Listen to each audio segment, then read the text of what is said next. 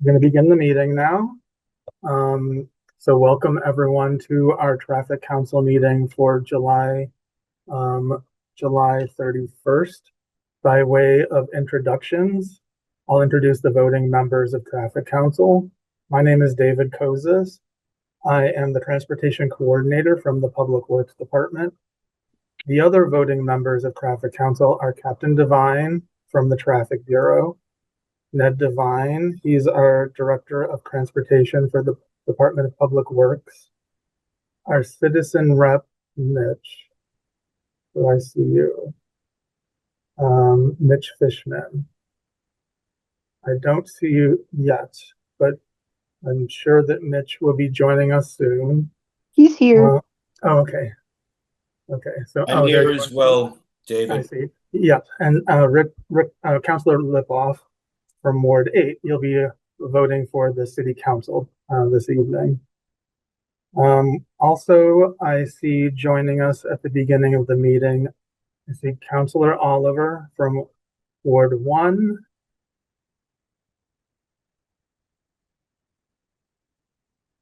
We'll probably be joined by some other city councilors later on in the evening. I see we're joined by Jeannie Fairley, our ADA coordinator.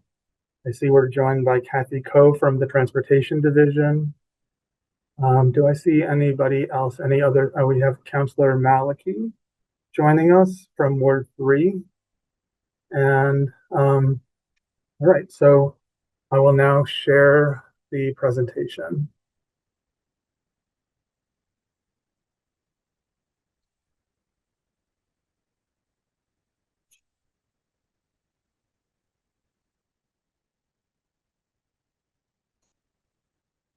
Okay. And of course, I forgot to mention Katie Holden. She'll be our clerk for this meeting. So we're going to begin with our first item of the evening. We're going to have a presentation, then we're going to open it up for public comment. Actually, I'm going to open the first two items. The first item I'm going to open is TC 1225, Rhonda Fishman, 85 Norwood Avenue, requesting a change to the parking regulations on the block of Norwood Avenue between Parkview Avenue and Bridges Avenue. This item was held on April 10th of this year. I'm also going to open item TC 3025, David Kozis, Traffic Council Chair, requesting to review and potentially change the parking regulations on both sides of Norwood Avenue in Newtonville, with the goal of improving safety for the area residents as well as for Cabot School students and staff by minimizing the possibility of vehicles at any time of day from parking across from one another and thereby blocking or restricting access of fire trucks, trash, recycling, and other vehicles. Okay, so kind of a quick recap of TC 1225. This item we heard, as I said, back in April. So we have a couple slides that, that would look familiar to everyone who was at the April meeting. This item, as it was originally docketed, was only for one block of Norwood Avenue. You see it in the red rectangle near the Cabot School. Here's a view of that block looking from Bridges Avenue down toward the field and the school. It's 23 to 24 feet wide. And looking in the other direction, west from Parkview, is also 23 or 24 feet wide. Further down, it's also about 23, 24 feet wide, all three blocks. So here's a view looking toward Parkview Avenue. We see all the parking related to mostly the park itself or the school. High demand for school staff parking in this area, where this vehicle, this gray vehicle right here is actually parking in the no parking zone. If that prohibition were to be lifted, it's very likely that additional school staff would park there because it would be the closest location to the school. So this is a sign showing the restriction on the south side of that block, no parking 7 a.m. to 6 p.m. This shows the circulation pattern. When the Cabot School was renovated and opened, Parkview Avenue no longer continued. It sort of dead ended right there. It didn't continue down to to Cabot Street anymore. So we had, we made various changes. We changed the direction of travel on Bridges Avenue itself. I think we did the best we could with the circulation pattern at the time. There's only 3 blocks on Norwood Avenue, but there are 4 different parking restrictions on that block. We have an area in red that is no parking. Then we have the area in green on the north side, sort of the middle of Norwood Avenue, that has no restriction at all. Often a lot of vehicles related to the school park there. And then we have a 2-hour limit, except 8 to 4, except for weekends, on the final block, which is pretty close to the commuter rail station. And then on the south side is no parking 7 a.m. to 6 p.m. So you can see that at different times of day, you could have cars parked on both sides of the street opposite one another. So there was a long discussion that we had on this item back on April 10th. It was a good discussion, and we decided to hold the item at the time to docket a broader item to consider changes along all of Norwood Avenue. So that's what was done. We docketed this item, the TC 3025. So now we would be discussing all of Norwood Avenue. Again, 23 to 24 feet wide. And here's the current restrictions that we saw on the previous slide. So it just does seem like it's a lot of different restrictions on a short street. There is concern that if cars are parked on both sides of the street, that fire trucks couldn't get down, emergency vehicles. You're really not supposed to be parking on the south side during the day, except on weekends. Excuse me. But there are school functions in the evening. We have weekends where cars could park across from one another. So, we were just concerned about the safety and access for emergency vehicles. We thought it would be worth looking at changing all the restrictions on Norwood Avenue, trying to simplify it from the existing situation. So again, if cars are parked on both sides of the street, emergency vehicles would not be able to get through. And we do have 24-foot wide streets. It's very typical across the city. And when it comes to a street that's 24 feet wide, a lot of times it would come to traffic council and we would make the decision to restrict parking completely on one side to just help ensure safety for the residents. So I do have 2 options that I'd like to present and then open it up for public comment. One option, and this is really to simplify the parking on the street, and we do this on different streets around the city where we're looking, okay, let's just restrict parking entirely on one side and allow parking on the other side. And this is what option 1 shows. So option 1 would change the restrictions and would prohibit parking at all times on the whole south side. So you can never park on the south side. And then change the restrictions on part of the north side to allow parking on the north side at all times.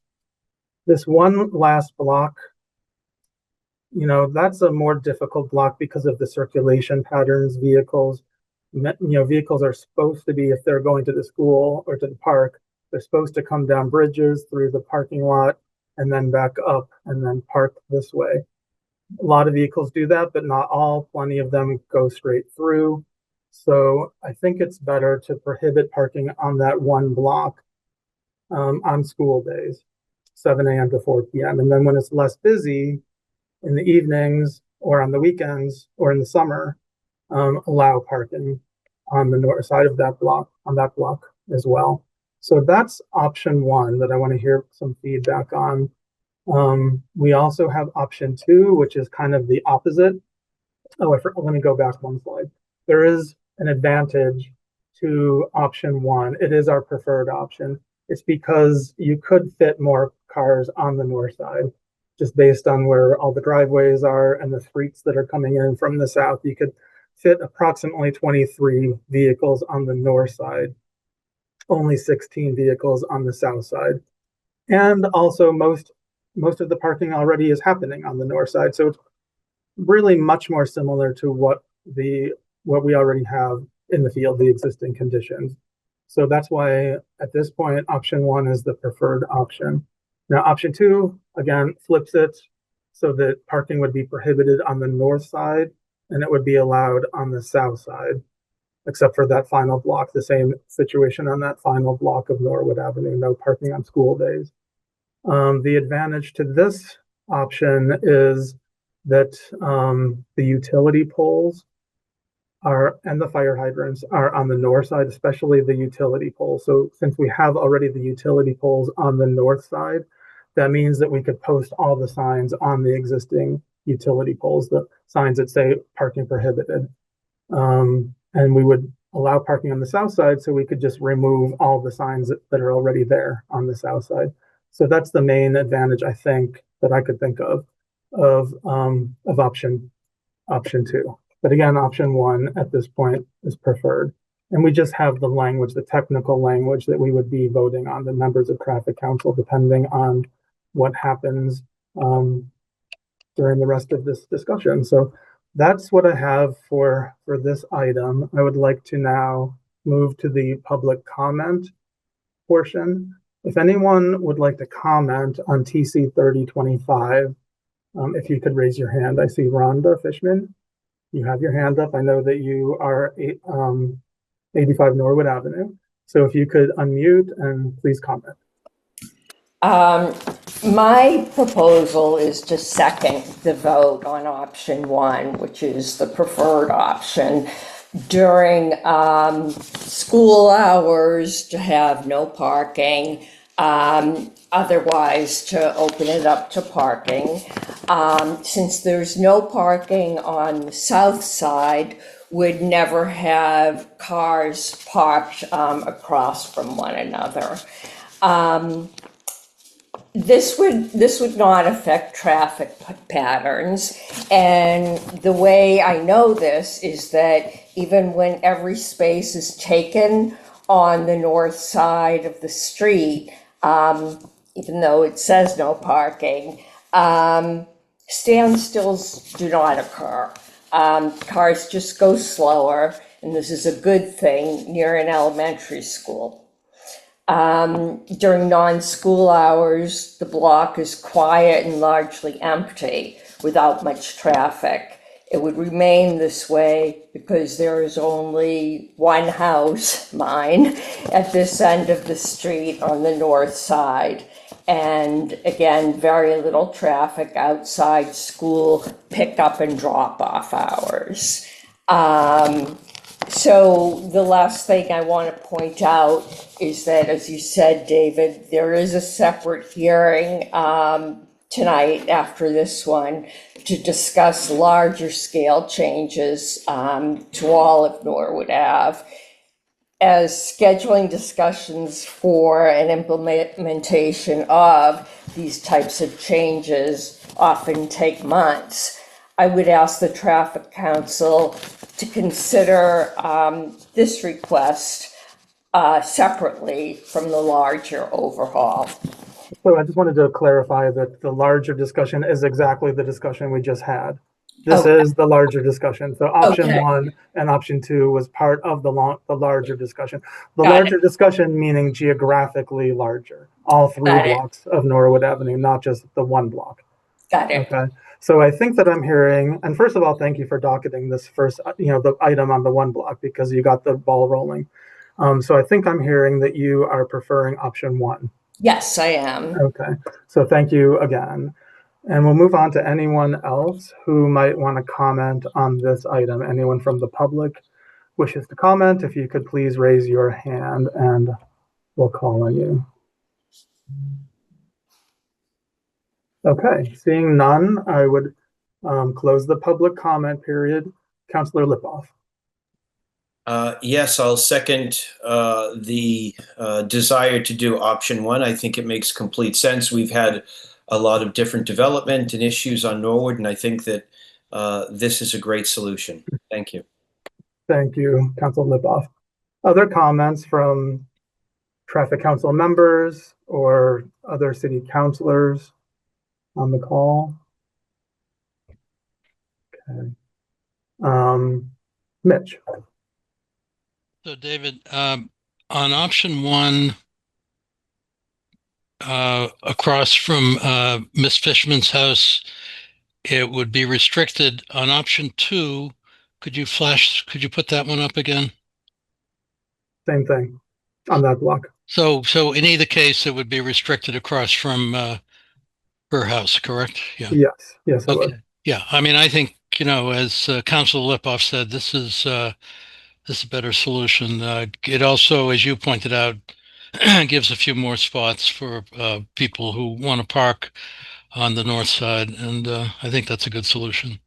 Okay, very good. And I see we're joined by Councilor Krinsman from Ward 4. I'm not sure if any other councilors have joined us since the beginning of the meeting. Okay, so we do have the language to allow us to vote on option one if that's the preferred option. This is the technical language. We would just be removing the language from our official traffic and parking regulations. It's a 220-page document that lists every single parking regulation, stop sign, one-way street, traffic signal, all this types of traffic and parking regulations in the city. So that's what Traffic Council does. We vote to update our traffic and parking regulations. So for this item, if we want to move forward with option one, this is what we would be voting on: to remove the existing language for Norwood Avenue, which is shown in the red, and in its place, insert the language shown in green. That would create this scenario. Okay, I would like to make a motion then. Since it seems like we're at that point, I'd like to make a motion to approve the language of option one. That would be, I believe this would be TPR 990 at this point. And Katie, you can correct me if that's not right. I think it's TPR 990. This would be for option one. So I'll make that motion. Are there any last comments? Do we have all the members of Traffic Council here? I think we do now, all the voting members. Okay. So that's the motion. Could you call the roll, please, Katie? Yes. Mr. Kosis, Aye.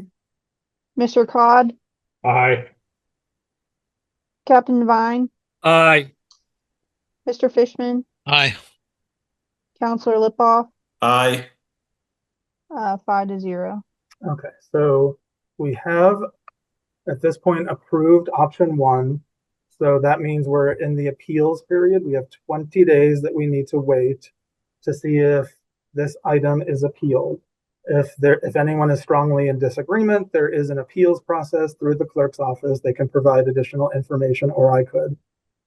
If we do not have any appeals by August 20th, we would be able to move forward and install the new parking regulations. Actually, it would be ideal if we would be able to install these regulations before the beginning of school. I'm not sure if that is going to happen. We have a lot of changes that are being made all across the city in advance of the beginning of school, but hopefully that could happen. And so I think that that's the end of this item, TC 3025. We do need to take a motion for TC 1235. That was the first item just for the first block that we had held. So I'll make a motion to NAN that item. We don't need it anymore since we just voted to change the restrictions on the entire street. We are no longer considering any changes just on that one block of Norwood Avenue, right? So I'll make a motion to NAN TC 1225. Take no action. Any comments? Katie, can you call the roll on that one, please? Mr. Kosis, Aye. Mr. Cod, Aye. Captain Devine, Aye. Mr. Fishman, Aye.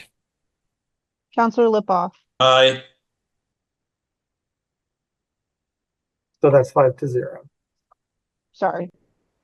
Okay, so then we can move on to our next item. And I would just mention that we do have several items on the agenda coming up. Some, at least the last two, I'm assuming are going to require more discussion than some of the other ones. So I'm going to try to just move as quickly as we can out of, concern for everybody's time.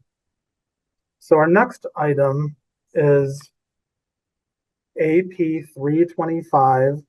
This is Newton Gardens LLC from 149 North Street in Newtonville, requesting an accessible parking space in front of 149 North Street. So this is the location of the request. This is North Street in front of Newton Gardens. Here's a view. The request is to add an accessible space right at the entrance to 149 North Street. This is where I believe the office is going to be relocating to for Newton Gardens, to be able to just make sure that there is a place for people who have disabilities to park in this accessible space. So this item was heard by the Newton Commission on Disability, and they had many questions, and at the end it was approved 8-0 with 1 abstention. So our recommendation also is to approve that item, to be able to install the accessible space at that location. So that's all I have for this item. I'd open it up for public comment. I know Jeannie's on the line. I don't know if you have any comments or if anyone else wishes to speak on this before we take a vote. Okay. Seeing none, we have the language for TPR 991. It's identical to what we see on slide 25. And I'll make a motion to approve the language of TPR 991. Any comments? Okay, good. Katie, can you please call the roll? Mr. Kosis, Aye. Mr. Cod, Aye. Captain Devine, Aye. Mr. Fishman, Aye. Counselor Lipoff, Aye. 5-0. Okay, thank you. And again, we have our 20-day appeals period. So after August 20th, we would be able to go through the DigSafe process, get approval, and then install the sign at that location. Thank you. Okay, moving right along to the next item, which is TC 3125. Charles Zuckerman, 83 Eldridge Street, requesting to change the parking regulation on Eldridge Street between Franklin Street and Church Street from prohibited 4:30 p.m. to 6:30 p.m. east side to the following: prohibited 4:30 p.m. to 6:30 p.m. east side except by resident permit. Again, the presentation, this is the block of Eldridge Street that we are talking about. It's in Newton Corner. It's near the park right there, the Underwood School, the Bigelow School, Riverside Community Care, the Express Bus, a lot going on right in this neighborhood. So there's a lot of different restrictions, you know, on all the streets in this neighborhood. Is very tailored. And the request is from the residents to be able to park on their own street during the restricted hours. Here's a view of Eldridge Street looking down toward Franklin Street. It's 20 feet wide. Here's the sign that prohibits parking 4:30 p.m. to 6:30 p.m. So again, this is the technical language that we have in our traffic and parking regulations for every street in the city that has any kind of parking regulation. And I just highlighted in yellow what we would be really changing. We're not going to change all of this. All we need to change in this case is item number 1, which says it's that on Eldridge Street, the parking is prohibited 4:30 to 6:30 from Franklin Street to Church Street on the east side. The rest of it, we'll just delete it and then add it back. And this is the change that we would make for the first entry for Eldridge Street, prohibited 4:30 p.m. to 6:30 p.m. except by resident permit. Okay, so the sign would be replaced if this is approved. It would now say something like no parking 4:30 to 6:30 p.m. except Saturdays, Sundays, and holidays, or by resident permit, right? And if you're a resident of this block of Eldridge Street, it's only for the residents who abut this block. They would, once the signs are installed, be able to go down to the traffic bureau, which is in West Newton in the police headquarters, and show that they are residents of Eldridge Street and request either a sticker, which is $25 a year for your car, or up to 2 visitor placards, which are available free, and you know they're transferable for your guest or something. And so that's what the change would be if this is approved. And again, it could be appealed, but so that's the presentation I have for this item. I want to open it up for public comment. Anyone from the public? Mr. Zuckerman. If this is controversial at all, I can address questions about it. But I just wanted to say, I'm the petitioner here, and among the residents of the block, everyone that I spoke to wasn't sure why this restriction was there and was incredibly enthusiastic about this change. Thank you.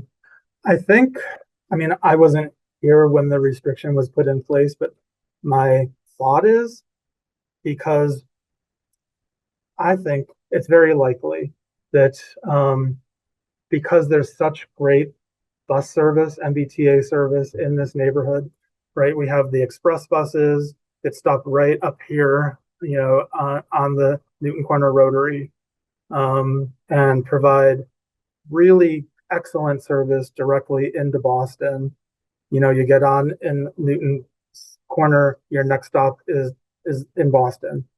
We also have the very frequent Route 57 that goes through here. So I think it's likely that the restrictions that are put in place in this neighborhood were very well thought out, I think, over time, so that it doesn't become a place that commuters would drive from, you know, and park on these streets and take the express bus or the local bus into Boston. But at the same time, provided an opportunity to share the street with all the different users that, you know, that maybe they're staff from the Underwood School or they work for Riverside Community Care. So I think that was probably the reason for having a restriction in the first place, but that's my guess. Councilor Oliver. Great, thank you, Mr. Costas. To the petitioner applicant, this is far from controversial, but I am curious. Lucy, please stop that. Sorry, misbehaving dog. I am curious, are the neighbors, you know, there on Eldridge concerned, or are these spots, you know, is parking normally taken up on this block? Do you think because of commuters? Or because I actually do think that what Mr. Costas said there at the end is it might be more staff from Underwood because that's that much closer. And if I recall, and you'll have to correct me if I'm wrong here, but the part of Eldridge Street that's in front of the park, there's no parking there on either side of the road at all during the day. Is that true? Or do I have that wrong? Would you like me to respond? Or Whoever knows the resident to answer. respond? I am curious. Well, I guess I asked two questions there, right? One of the applicant and one perhaps of you in terms of the parking across from the park. Okay, well, why don't I call on Mr. Zuckerman? Yeah, so folks using that are parking there to go to the school would often avoid that time because it ends at 4:30. So I guess I'll first respond to David's point of the kind of initial, at least our hypothesis about what the initial reason for the ban was. The changes that we're requesting here, because they would just be allowing residents to park there, wouldn't ultimately like add to the commuters parking there, so that problem's avoided. In terms of parking in general on that block, there's not a ton of parking. There's not a lot of cars parking there day to day, except for there's events at a church nearby that often kind of fill it up. And there is, I believe, and David, correct me if I'm wrong here, I believe that the block down on Eldridge next to the park does have similarly timed restrictions and does allow parking on the same side of the street. Yeah, we do have parking on that middle block of, well, you mean you can see, actually, let me go to that slide. You can see how complicated the parking restrictions are on Eldridge. It's a short street with 12 different restrictions, right? So that's what I mean about it being very, very tailored. I think that the whole idea of that you can't park between 4:30 and 6:30 is so that they could share the street with the staff of the Underwood School or the Bigelow School, so that they can get back and leave before 4:30, but maybe not in time for commuters who are coming back from Boston to get all the way back in time. Probably that's what I guess the reasoning is for that particular restriction. But I do think, I think it's good policy. We've been doing this sort of resident override more and more lately. And I think it's a great benefit for the residents to be able to use their street. But while we keep the same underlying restriction, I think as long as the traffic bureau is still able to handle the additional work of issuing permits every time we add another street in, then I think it's good policy and I think it's good for the residents. So far, so good, I think, with the traffic bureau. And in that vein, and again, not being controversial, I'm just trying to understand some of the area around it.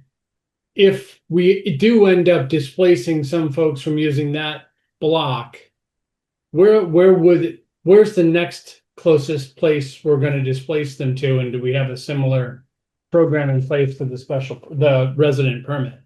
Well, so Councilor Oliver, the great thing about this proposal is it wouldn't be displacing anybody because it's not restricting the street any more than it already is. We're still going to have the 4:30 to 6:30 restriction. That's what's there now. No further restrictions. All it's doing is opening it up for the residents who live there. Well, right. Not displacing anyone. Unless the residents are parked there and whomever's there today, right, can't park there. And I'm not saying that that's not the correct priority. I'm just curious. Because I have found some of these resident permit programs to be kind of difficult to follow, to be honest. And I've been through a few of these meetings myself. And I'm also curious to something that Mr. Zuckerman said a minute ago. If part of the challenge or part of the parking on that block has to do with events at the church, is this restriction going to have the same exception as the last item, except for Saturdays and Sundays? And holidays, I think is what it was. I'm not sure I'm following exactly what your question is. My question is, will the full exception be like it's written here, or will it also include, except for Saturdays, Sundays, and holidays? It would be except Saturdays, Sundays, and holidays. That's sort of the very first line in this section, is that everything that follows is except for Saturdays, Sundays, and holidays, unless it's explicitly listed. So in this case, it says prohibited 4:30 to 6:30. We don't write down except Saturdays, Sundays, and holidays in this little line right here because it's already listed previously. Okay, fair enough. Mm-hmm. Well, I mean, I personally am not a fan of all of these maneuvers, but because it is Ward 1, I'm happy to support it. I don't park there, so I'm not exactly sure the dynamics going on, but again, I can't move it, but I'm happy to support it. Okay. Thank you, Councilor Oliver. Other comments? Anyone else from the public? Any other comments from traffic council members or anyone at all? Okay. So, Mitch. I'm sort of a little bit with Councilor Oliver, but I don't see any negatives of supporting it. because I think, as you indicated, it's adding an opportunity to local residents, particularly to this one. And I guess the only question I would have for Mr. Zuckerman was, maybe related to Councilor Oliver's question, where does he park now? What is his character? What is his parking need? And this would help out. This would, yeah. Mr. Zuckerman, would you like to respond about where you park between 4:30 and 6:30? Yeah, I have a driveway, and a lot of the homes here have driveways as well, but it's a narrow, single kind of path driveway. And so the majority, we're not parking on the street that often, but it's mostly like if I'm taking my car and my partner's taking her car, then one of us will park on the street for a second. But if it's between 4:30 and 6, we then have to, if we're doing that, then get out of the car and switch cars. And I think most of the residents have they do have some parking, and I don't foresee a situation where this is creating long-term parking for residents, but it's more occasionally you have a guest or you yourself are parking, and then it's forcing this kind of moving down the street where there's different restrictions at different times, up on Franklin, or jamming 3 cars into a very small driveway. Thank you. Yeah, I mean, I think all this is doing is making a very tiny little change to make things easier for the residents who live there. So they don't have to think about getting a ticket or shuffling their cars around. It's not a big change. It's not shaking everything up at all. It's just a tiny little, I think, improvement for the residents who live on that block. And it was their request, and we tried to respond to their request. Any other comments? Okay. I'd like to make a motion then to approve the language of TPR 992 as presented on slide 30 and slide 31. Any last questions or comments? This would be TPR 992. KD, can you call the roll, please? Mr. Kosis, Aye. Mr. Cod, Captain Devine, Aye. Mr. Fishman, Aye. Counselor Lipoff, Aye. 5-0. Thank you. So again, we have our appeals deadline. So after August 20th, and we probably would have to order new signs because we do have little stickers that say, or by resident permit, but it looks to me like there's no room on the existing sign to fit that sticker on it. So probably we would be needing to order new signs, but we wouldn't order them until after the appeals deadline on August 20th. So after August 20th, we'll order the signs, then we'll have to wait for them to be shipped. And then once you see the new sign posted on your street, that's your indication that you could now go over to the traffic bureau in the police headquarters in West Newton and request your visitor permits or pay for your stickers. They're $25 for the calendar year and 1 sticker per car, right? I think up to 2 cars and up to 2 free visitor passes. So thank you very much. We're going to move on, and I see we are joined by State Rep Sangiolo. Our next item is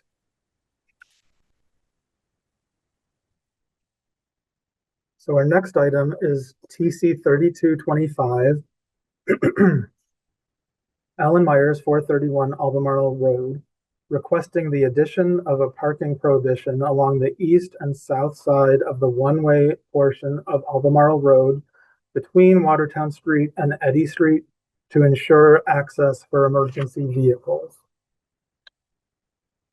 So this is the section of Albemarle that we are talking about tonight. This is south of Watertown Street, between Watertown Street and Eddy Street. It's very close to the NECP, the Newton Early Childhood Program is right there on the corner of Albemarle and Watertown Street.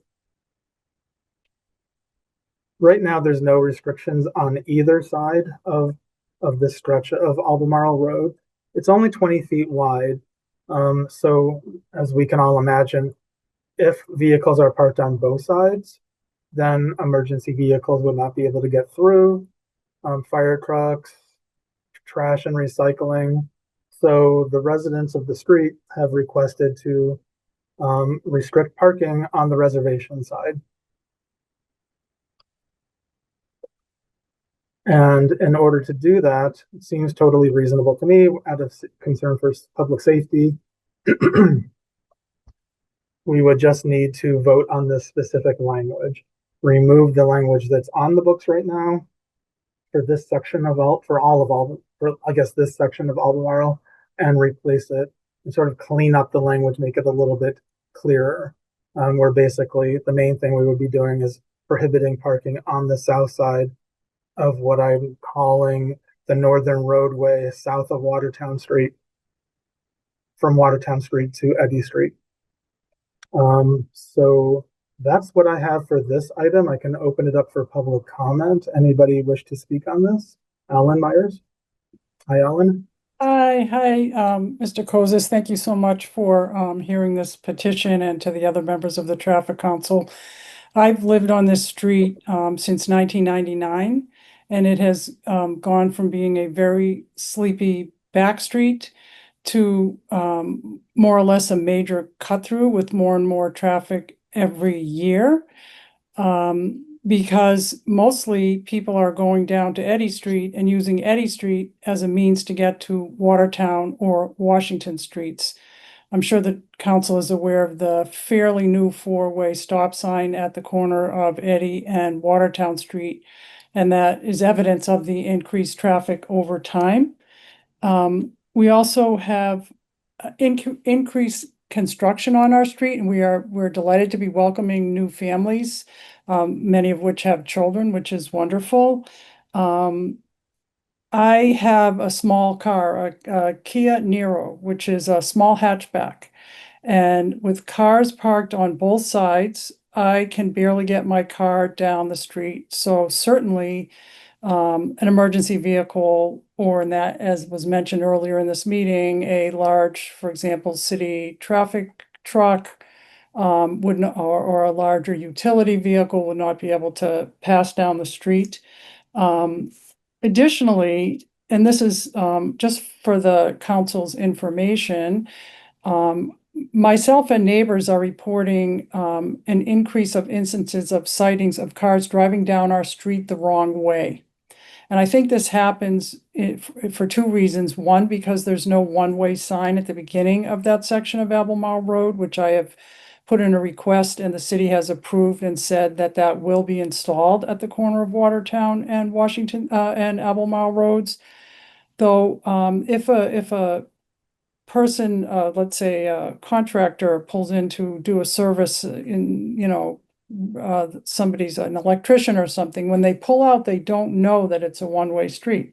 So we see them going down. I have many neighbors have joined us on this call, at least 5 or 6 neighbors. So that has been a concern.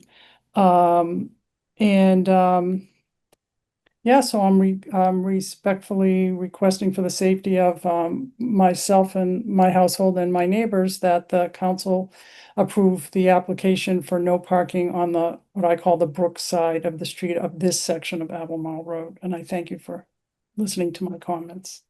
Thank you very much for those comments. Any other comments from the public? Just flipping through to see. I don't see any other comments. But I do see that we are joined by other city staff. We have Evan Super, our parking manager, and John Sisson, our economic development director. Thank you for joining us. I do not see anyone else with their hands up right now. You actually do have some hands up. I do. Okay. Okay, so I see Councilor Maliki. I was just curious, is the westbound side north of the brook, is that equally narrow? The westbound side The other side of, westbound side the other is side of the brook. the westbound. This is the westbound side. Well, no, isn't it This eastbound is side? no. This is the westbound side. Okay, so, This is the westbound side. It's north of the brook. okay, north of the brook. Okay, so is So the the south, is the southbound. south So side, the eastbound side is south of the brook. right, okay, all right, all right. Is the eastbound side equally narrow?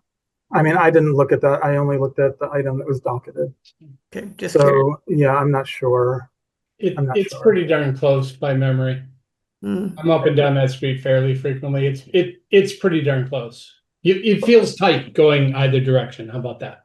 What is the sort of narrowest street where you can expect parking on both sides to still allow a vehicle to pass? Well, when we have streets that are 24 feet wide, that's when we start to have the debate of whether we should have parking on one side or both sides. I mean, others can speak to this, but I think a lot of times we might allow parking on both sides of a 24-foot wide street if there's not a large volume of cars. But once you start having a large volume of cars on both sides of a 24-foot wide street, I think it becomes more difficult. This is only a 20-foot wide street, so it's more clear. Yeah, okay, yeah, I'm thinking of like Webster Street between, well, basically Oak to Waltham Street, where there's only one side parking and it's still hard for two vehicles to pass. So, okay, thank you. Just So curious. thank you, Councilor Malky. I You're see looking Becky Ledig. Can you unmute and just say your address, please? Hi, thanks. I'm Becky Ledig. I live on 427 Albemarle Road. I wanted to thank Ellen for her work on this because I think it's really important. And the one-way signs are a big issue because we do often see that too. But I just wanted to add, besides emergency vehicles, the other thing that has been an issue is the bus. We are a bus stop on our street. And we've had days when we've had to kind of walk back down the street, get people out of their cars so that like the bus can fit down when there's a lot of parking. So I just wanted to add that. So that's when you have parking on both sides, then the bus has difficulty getting through. Yeah, if Yeah. there are cars parked Yeah. on both sides, or even sometimes when there's just like as Ellen mentioned, there's been a lot of construction too. So sometimes it's just like a large truck or something that has to be moved. But in that case where there's two cars, the bus can't get through. Right, right. Thanks. Yeah, clearly. Thanks so much for that comment. Anyone else wish to comment on this? I see Robert Pearson. Yes, Also, thank you very Albemarle much. Road. Yep, go ahead. Yes, I'm at 431 Albemarle Road, along with my roommate and wife, Ellen Myers, next door neighbor Becky, and I just want to put in a plug for Ellen's efforts, knowing that with the additional construction that's been going on with rebuilds, it's just been more hazardous with more contractors, even with more people parked even on one side of the street because of the curb on Albemarle. I was victim to a hit and run on my street. I mean, we were able to locate him, which is another story. But I just want to say that the complications of more activity on our street has been causing various types of problems. And I think Councillor Malachi's point about considering on the reverse side of that strip of Albemarle Road is worth pursuing as well, because it is a very narrow street. Of course, we're most concerned with what's going on our street, but I would think if that's something you want to pursue, I don't know if you need somebody from that street to contact you, but I would take Representative Malachi's point and pursue that item as well. Thank you.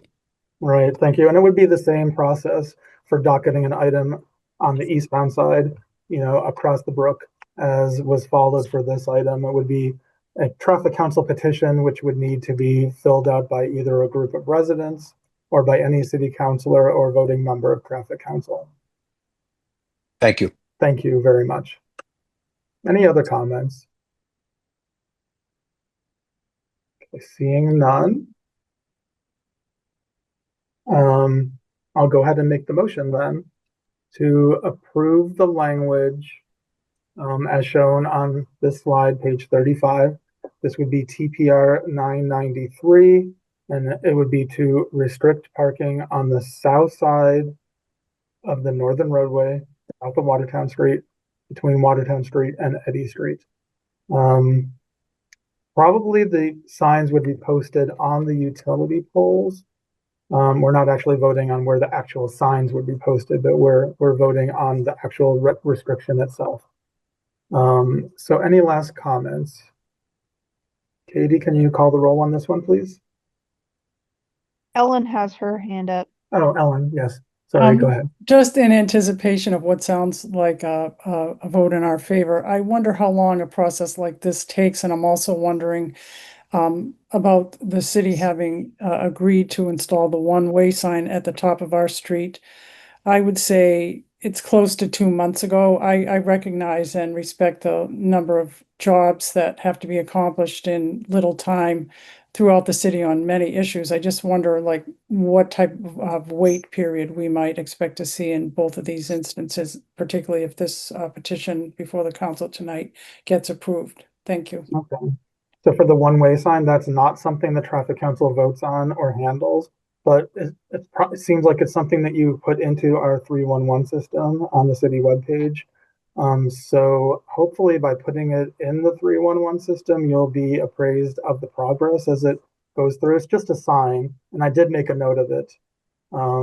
So, you know, our crews would, you know, I'll make a note of it and mention it. We can, David and I can follow up with our division staff, and maybe it makes sense to do all this sort of together, but not to presume an outcome of the pending vote.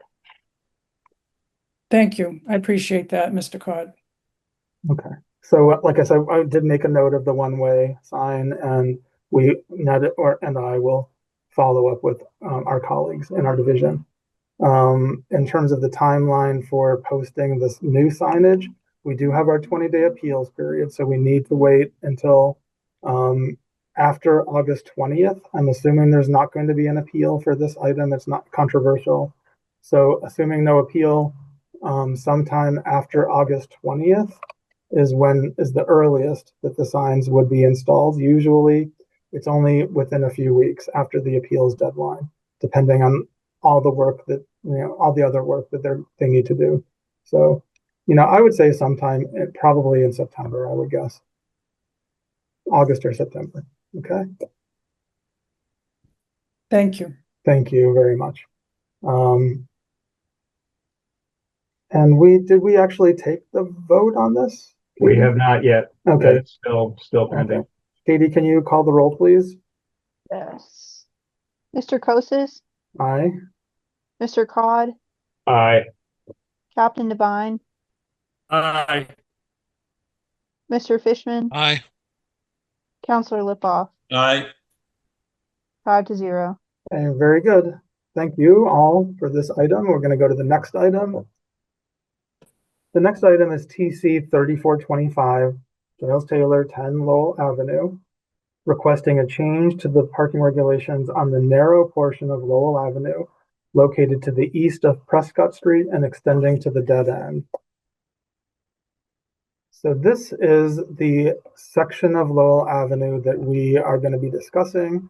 Some of us probably remember that Lowell Avenue used to continue all the way through to a pretty awkward intersection where it hit Watertown Street and Craft Street and now is dead-ended. It's located quite close to the Ed Center. Here's a view of what it looks like now. This is looking toward the dead end. You can see that it's quite wide, 32 feet with parking on both sides, and then it gets extremely narrow just at the very, very end, only 18 feet. So for that very end point, and there's no parking restrictions on the books really for either side.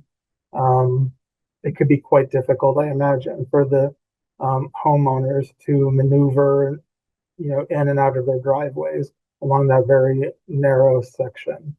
It's only 18 feet. So the recommendation that I have is to restrict parking at the very end. Allow it on the wide section. It's a very good place to be able to park. It's a safe place to be able to park, and then just restrict parking at the very end. With something like this, we're not voting on the actual signage, but we're voting on the regulation that will be on the books. So that's the recommendation. We have a whole lot of regulations up and down Lowell Avenue. So this is only listing the one new one that we would be adding. We would be prohibiting parking at all times. This would be M. So, we have a whole bunch of other parts of Lowell Avenue that already have parking restrictions. This one would say from 180 feet east of Prescott Street to the dead end. So that is the recommendation. I see Giles, you have your hand up. You can unmute. Oh, thank you, Mr. Cost, and the rest of the Traffic Council for hearing this petition. Yeah, I think you've hit the nail on the head with the challenges of our neighbors. It's just 4 houses from the dead end to 3 houses towards the other end of Lowell Ave that are affected by this. But there's a lot of, people just indiscriminately park, sometimes literally in front of our driveways. Or give you very little room to make a turn out of the driveways. I have a truck, it's a small truck, it's a Tacoma, but it's hard to make that turn when there's cars, you're basically abutting the curb of the driveway. Even like landscapers that come for to do the first house, which is actually on the corner of Craft Street, so past the dead end, that's where they come with 3 trucks and just park in that end, for a good hour, and they just leave it there, so we can't even move. So that happens with service technicians and things like that. So it's just very inconvenient, and sometimes no one to even talk to. You can't even find somebody who that car belongs to. I have a PowerPoint if I could show that, and some of the examples of the. I don't think it's necessary. I think we're pretty clear on the issues. Okay. But do you have any further comments to make? Well, I think the number one issue that we're concerned about is it could impede emergency vehicles from coming down there, Right. in particular a fire truck. Yeah. Okay, very good. Thank you. Thank you for that comment. Thank you. Anyone else wish to comment on this item? Oh, I saw a hand go up. Oh, Mitch Goldman. And you need to unmute.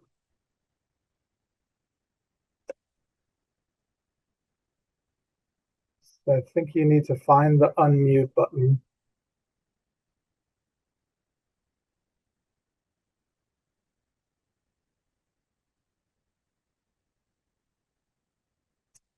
Does anyone have some advice for how to find the unmute button? Yeah. I think you can hear me now. Yeah, you found it. Yeah. Okay. I live on 20 Lowell Avenue, which is between Prescott and the dead end. And there are a variety of problems on the street because of not only that it gets smaller, but there are all these people that park on the street from Walnut Street all the way to the dead end that are parking there. Some people are commuters using the train, but a lot of businesses on Washington Street use that area as well, and that's a problem as well. I totally support what Giles wants to do there, though.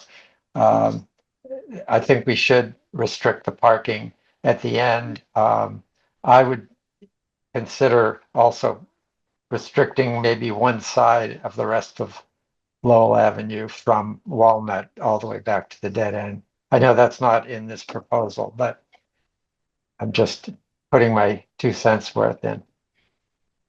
Thank you. Thank you for that comment. Okay. Other comments from the public?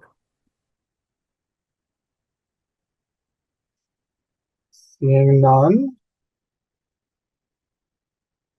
Yeah, seeing none, I'll close the public comment portion of this item. Any comments from the members of Traffic Council? Anyone wish to make a motion? All right, I'll make a motion to approve the request. To approve the language shown on slide 40. This would be TPR 994. Again, we have our 20-day appeals period. We would need to wait until after August 20th.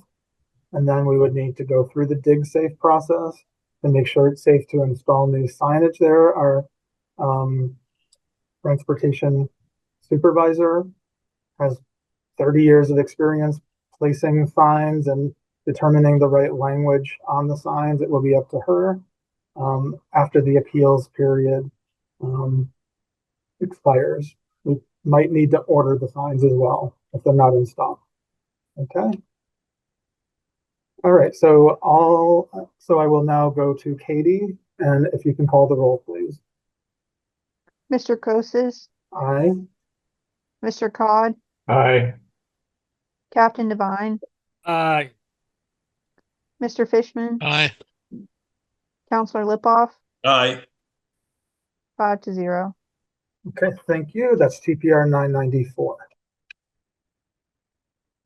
So our next item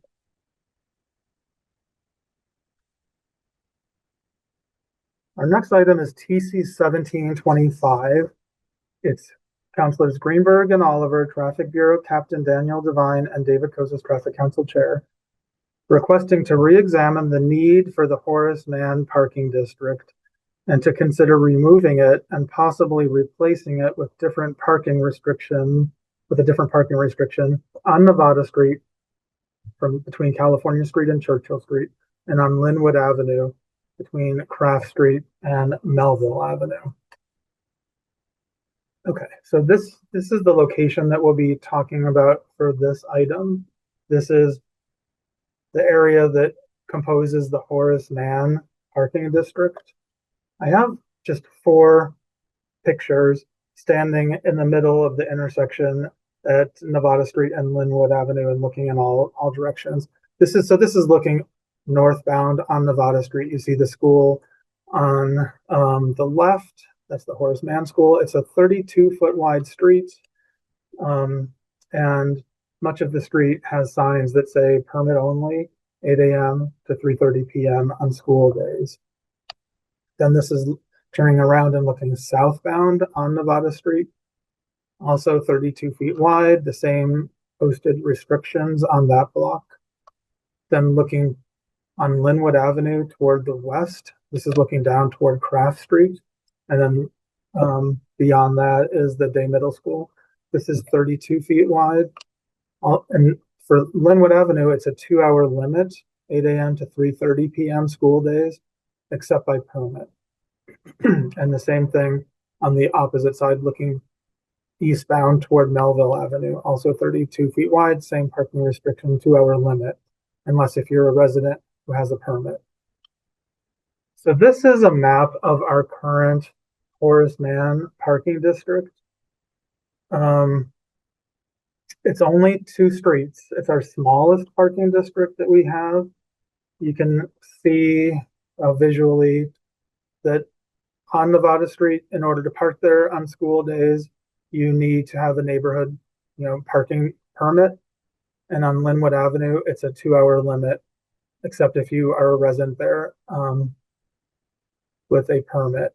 We also offer staff from the Horace Mann School permits to be able to park on Linwood Avenue. We offer them 22 permits to park on these 2 blocks of Linwood Avenue. We also see the accessible spaces. We see this bus loop right here that did not exist at the time that the parking district was created. So sort of the background is that this parking district is 10 years old. It was created back before it was the Horace Mann School, when it was the Carr School, and it was being used as swing space. They were renovating the Ainger School and they were renovating the Zervis School. And during that time, the Carr School was being used as the swing space. We had about, I think, 7 or 8 buses from those other elementary schools coming every day for picking up and dropping off all the students on Nevada Street. There was no bus loop at the time, so the buses were parking on Nevada Street. We actually had to close Nevada Street at the time due to all the buses. And so since the road it wasn't closed, it was closed to all vehicles unless they had a permit, right? So it was closed to most vehicles. It didn't work that well, actually, but that's what we did at the time. We required permits for the residents to be able to park there, to be able to enter Nevada Street at the times when it was officially not open. Then the Carr School became the Horace Mann School. That was in 2019. And now this, as of the next school year, the Horace Mann School is going to be renovated. That school, those students are now going to be bused to 191 Pearl Street. That's the former Lincoln Elliott School in Newton Corner. So this whole school is closed for the next year. Renovation is going to be occurring. And I just thought it was a good time to think about, do we even need this parking district anymore? Is it more trouble than it's worth? Because now that we don't have all those buses there, it's really a typical neighborhood school, that the people parking in this neighborhood are either residents who live there or they're guests or they're associated with the school somehow. There's no Green Line station. It's not like commuters or something like that, or Village Center. So it might be, I'm just thinking it could be more trouble. We know that we have residents who live there on these streets that get tickets. They have to go and pay for a permit now to be able to park on their own street. It might just not be needed at all. So that's why I wanted to have this discussion and hear from the public. Maybe it's time just to change the regulation. So I do have, these are just the current regulations that we would possibly change. I have 2 options that we could maybe talk about. One option would be just, remove all the restrictions on these 2 blocks of Nevada Street and on these couple blocks of Linwood Avenue. We would leave the accessible spaces. We would leave the blue zone where it is. We would leave the areas, that are signed as no parking anytime. And just let residents park on their street, like most streets in the city, and let staff, park there without having to go and get a permit. Just like most of the schools in the city. If they can't fit in their own parking lot, they could use the neighborhood streets and share our streets, like is our custom in Newton. So, and this would be the language that we would be voting on to move forward with option 1. And then I do have option 2, which removes the parking, the whole neighborhood parking district. We would think about maybe there might not even be a need, but perhaps there's interest in keeping some kind of restriction on Linwood Avenue, closer to Craft Street. So maybe there's interest in leaving the 2-hour limit except by resident permit just for that section. So we're sort of getting rid of the whole neighborhood parking district, that small one that we have, and just creating one of, just like a specific resident parking area, which we have listed and which occur in a couple of different streets around the city.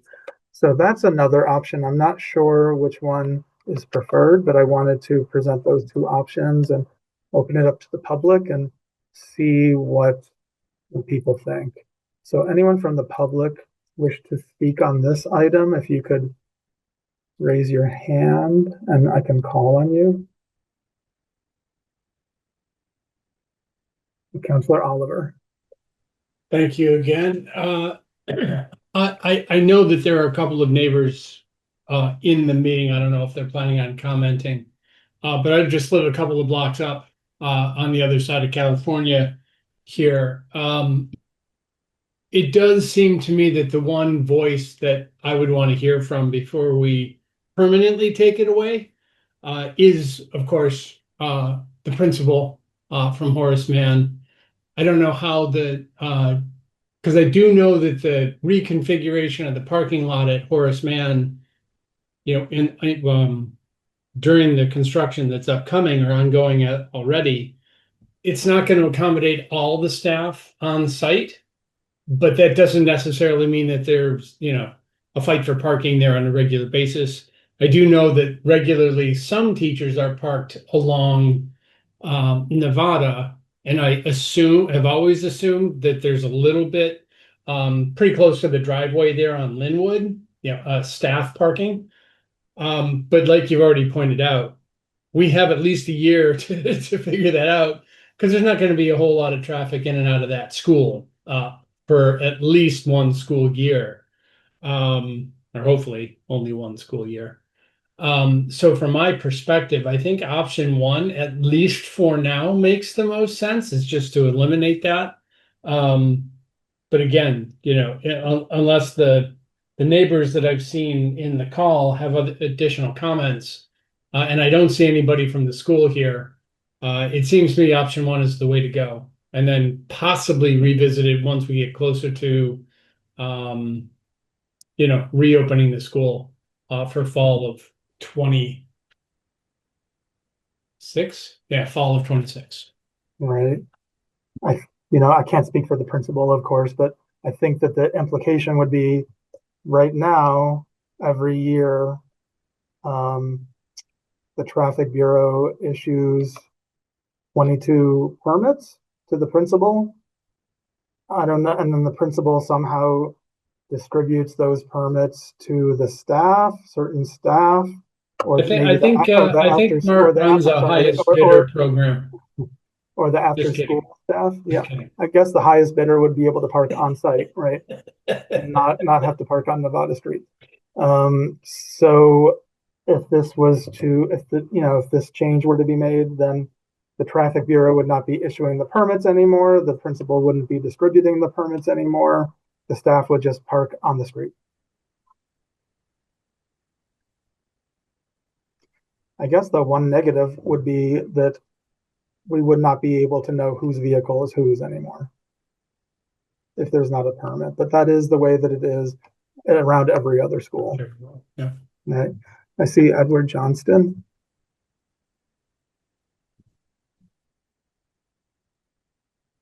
I live directly across the school. I had a couple questions. Do we have any idea how many faculty parking is needed and how many there will be? I'm on the building committee. If I remember, they're able to accommodate 2 more vehicles on premise, so 2 fewer permits might be needed. Okay. So it's almost the same old, current configuration to what'll be coming up fall of 26. Okay, thank you. And secondly, are there any other schools in Newton that have pulled the parking restrictions successfully? Can you say that again, that have pulled them? So we're talking about pulling the parking restrictions, right? Oh, pulling them, yes. Okay. Are there any other schools that have done that? Well, we have other schools that do have permits to be able to park. We have, for example, the Williams School and Newton North High School on Elm Road, and the Ainger School, not Lincoln Elliott, but no, they don't have permits to park. Nope, they don't. We have the Ainger School. That might be it. So we have a handful of schools where in certain areas where parking, is especially like near the green line, where we felt the need to put in more restrictions. But as far as I can think, every other school, the teachers just park in their lot or nearby on a nearby residential street. And, again, these are public streets. We're We have a tradition in Newton of sharing our public streets between residents who live there and other users. Okay, yeah, I live, as I said, on Nevada, right across the school. And I'm in favor of removing it. If there's anything we can do about the drop off and pickup time and the lack of people not using my driveway as parking spaces would be fantastic, but that's a question for another day, I think. Yeah. So thank you for that comment. And, don't forget, this is just a vote to change the parking. It's not permanent. Everything can always change, right? If we vote to remove the restrictions and something happens that's unforeseen, come back again and we could try something different. But for now, I know that residents get parking tickets and they're not happy about it. And it seems like I'm not hearing much pushback to remove the whole district. Any other comments from any member of the public or?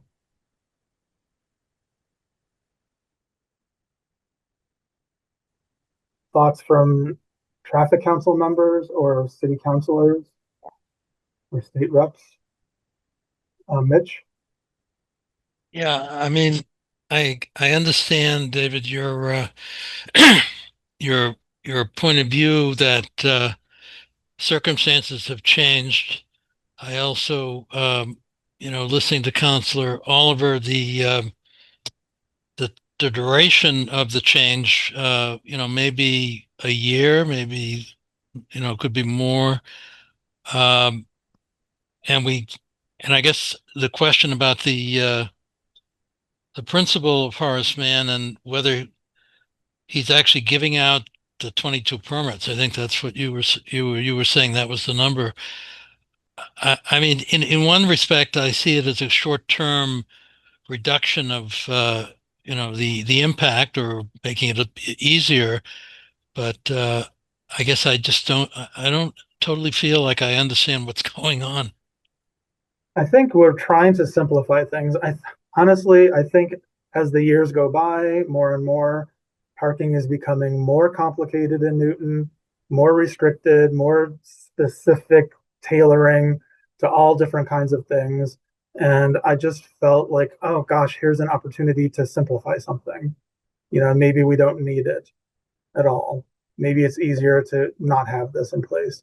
So I think that that's the nature of this item.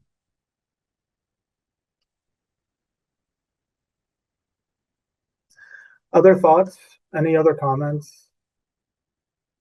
Anyone like to make a motion? Anyone prefer option 1 or option 2? This is option 2 again, to leave some kind of restrictions closer down toward Craft Street. Any preference for option 1 or option 2? Of course, I'm not sure if you're talking within the traffic council, but of the two options, option 1 seems a lot more, or it seems preferable to me. Option 2, some of those spots closer up to Crafts are going to be closer to Day Middle than they are Horace Mann, even with the driveway there on Linwood. Yeah. Okay. Would anyone like to make a motion?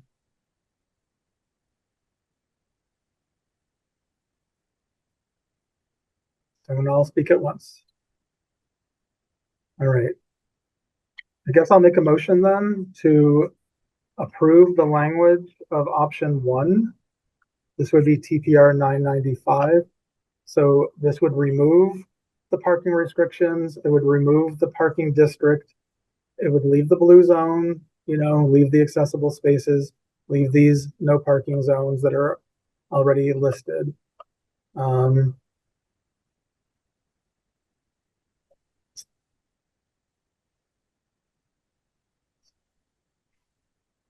So this is the blue zone that, that would remain.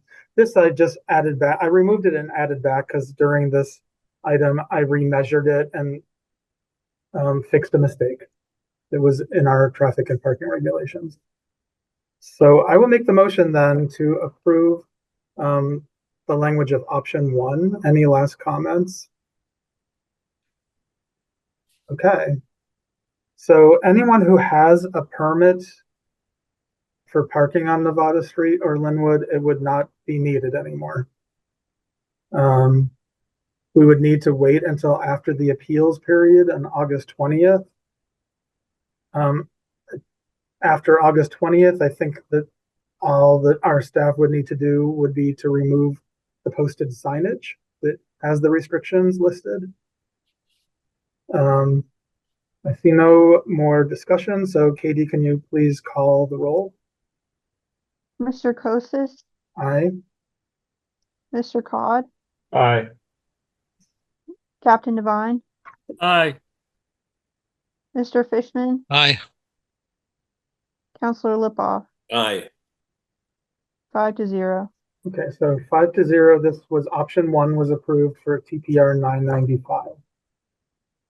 All right, thank you all for this discussion as well. We're going to move to our next item.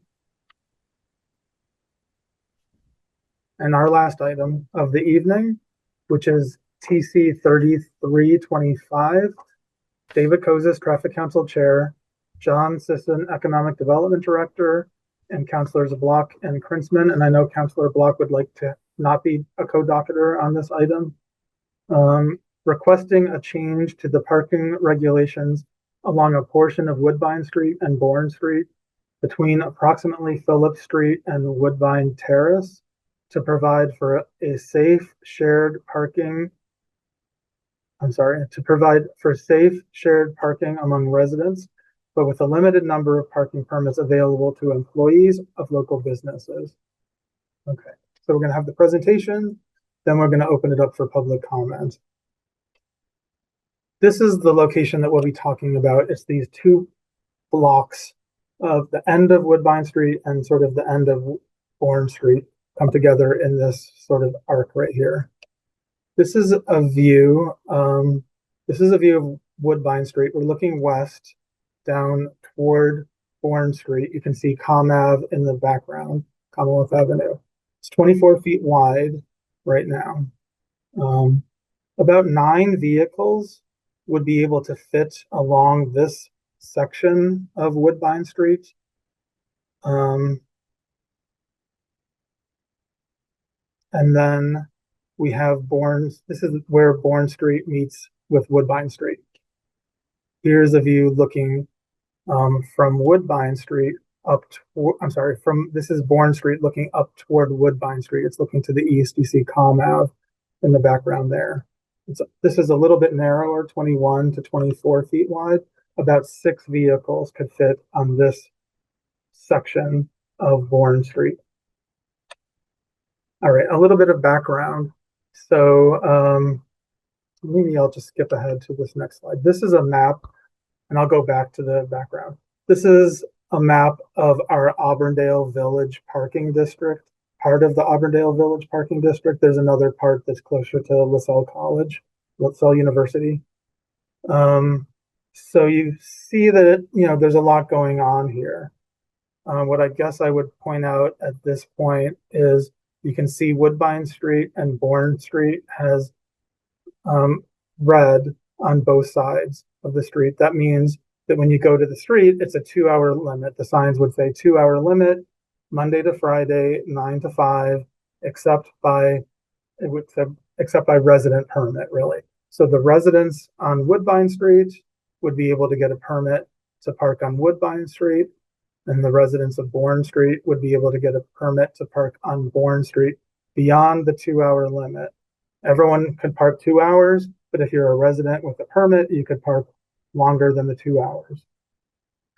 I wanted to point out a couple other things on this map. We have areas shown in orange.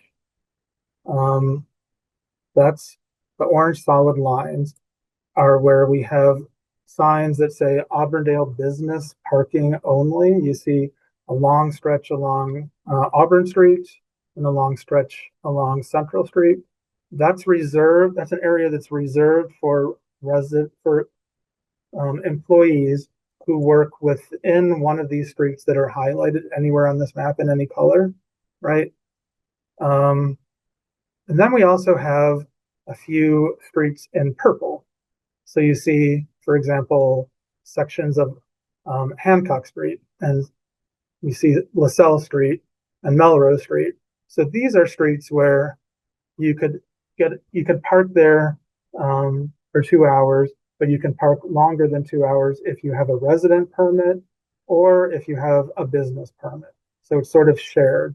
The Williams School staff, for example, if they can't fit in their lot, they have non-resident permits to be able to park on LaSalle Street. The residents plus the staff of the Williams School. Same kind of thing for Melrose Street. It's the residents of Melrose Street, or if you have a business permit and maybe you work in one of these businesses over here. Okay. And also I would add, not too long ago, just a couple months, maybe it was last year, we're always changing this parking district, adding things, adding new streets, making different modifications. So about a year ago, this parking district was extended across Commonwealth Avenue. Everything needs to be contiguous. We can add a street if it's touching an existing street within the district. That's by city ordinance from the city council. So we did extend it to the vet hospital over here. And we created a zone right there. This is also called Woodbine Street on the opposite side of Commonwealth Avenue. So we do have spaces over here on this section of Woodbine Street that are for business parking as well. Okay, so going back to the background, that whole Auburndale Village parking district was sort of initiated over 10 years ago now. Many of these streets before that had no restriction at all. It was unrestricted. And what I recall happening was the commuter rail station, the Auburndale commuter rail station parking lot used to be free, and then they started charging for parking in their parking lot. So immediately when people would have to suddenly start paying to park in the Auburndale commuter rail parking lot, they stopped parking there and they started parking in the neighborhood on neighborhood streets instead. And the same thing with Riverside. We had folks who were using the Green Line that would park, up on Hancock Street and Layton Road and just walk down to the Green Line station. So there was a request by the neighborhood to create a parking district so that residents would be able to park, but, and also allow parking for businesses, people who are working in the area, but trying to prevent commuters from parking on the residential streets. That's, I think, what originally the reason for the creation of the district in the first place. And it has been expanded over time quite a bit all around LaSalle University. There's Dwyer and the vet hospital.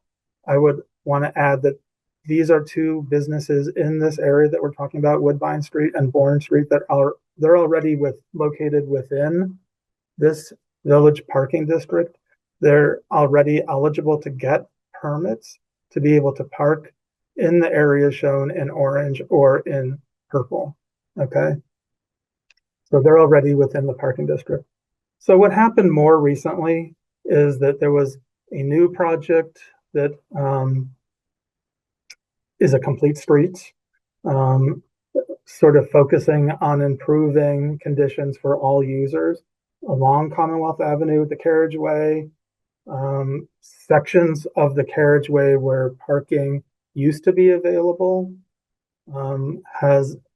is in the process now of being removed and replaced by green space. So it's a really good improvement for many, many people. You have more green space, you have more parked area, but it has been a significant change for these businesses, especially for Dwyer and for the vet hospital, where they have been parking on this section of these sections of the carriageway for decades, and suddenly they can't park there anymore. And so it's it's been, you know, a big change for them in a negative way, I would say. So now here we are at Traffic Council trying to balance the needs of the residents who live in this neighborhood and their visitors and the businesses that are trying to do business in this neighborhood and have lost where they're used to parking for decades. So through the rest of this presentation, we can talk about, you know, what can we do to help these businesses and to, you know, to help share the parking resources in this neighborhood. We could consider whether we should make any sort of change to the parking regulations on Bourne Street and Woodbine Street. We should also definitely talk about ways to encourage the use. How can we encourage the use of the existing available business parking zones?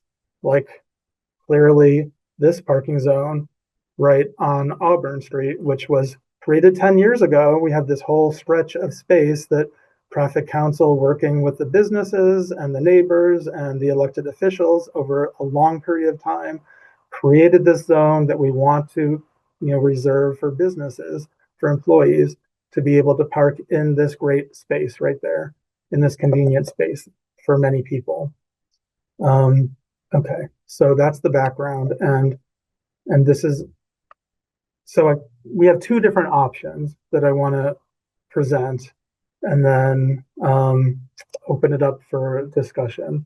So one option is to make a change. I just sort of pay attention to this little area between Woodbine Street and Bourne Street, from the existing set of regulations where it is now a 2-hour limit, except for resident permits. Residents who live there can park longer than 2 hours, to a purple zone that sort of matches, you know, Hancock Street and part of Melrose Street, where it would now be still a 2-hour limit, and the residents would still be able to park there for longer than 2 hours, but now opening it up for some ability to share the street with employees to park longer than 2 hours. That's one option that we could think about. Right, so that would just, yeah, that's option one. And we have the specific language that we would be voting on to move forward with option one. I think a lot of this, what Traffic Council really would be voting on is what are the underlying restrictions within, you know, all these streets. We're not voting on how many permits would be issued to different businesses. That's something that will be discussed, but it's not something that Traffic Council votes on, right? So I want to get over to option two. Option two, I'm calling our preferred option, because we really do want to increase the use of this Auburndale business parking zone. This is right here.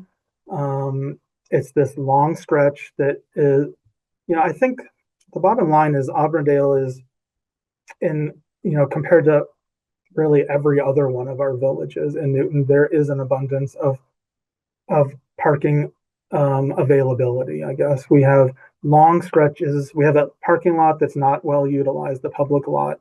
We have long stretches of reserved spaces that are not well utilized. We have parking meters even on, you know, on Auburn Street that are very lightly used. So we want to figure out a way to increase the use of these spaces. That's what the sign says. It's this whole stretch is parking by Auburndale business permit on weekdays from 9 to 5. So this is a map that shows where Dwyer is located, right? So, you know, they're right here. They have an entrance. They have an access point on Commonwealth Avenue.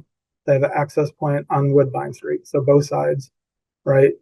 For decades, they've relied on parking on Commonwealth Avenue itself and on the carriageway. So this whole section of the carriageway right across from Dwyer, parking is no longer going to be available, right? But parking is still currently available on Islington Road, right? This is about, we timed it, it's about 50 seconds to walk from Dwyer's entrance across a new pedestrian signal, which I think was just installed maybe today, across a more tamed Commonwealth Avenue up to Islington Road. And Islington Road residents, and Islington Road has been also impacted by this project in a positive way, but also in a negative way, I would say. We don't want to encourage employees of Dwyer to walk the 50 seconds across the street and park for free all day on Islington Road. I think all that would happen if that is the case is that the Islington Road residents would come docket an item with the traffic council and change the parking restrictions on Islington Road. And, maybe they would have to start buying a permit or something.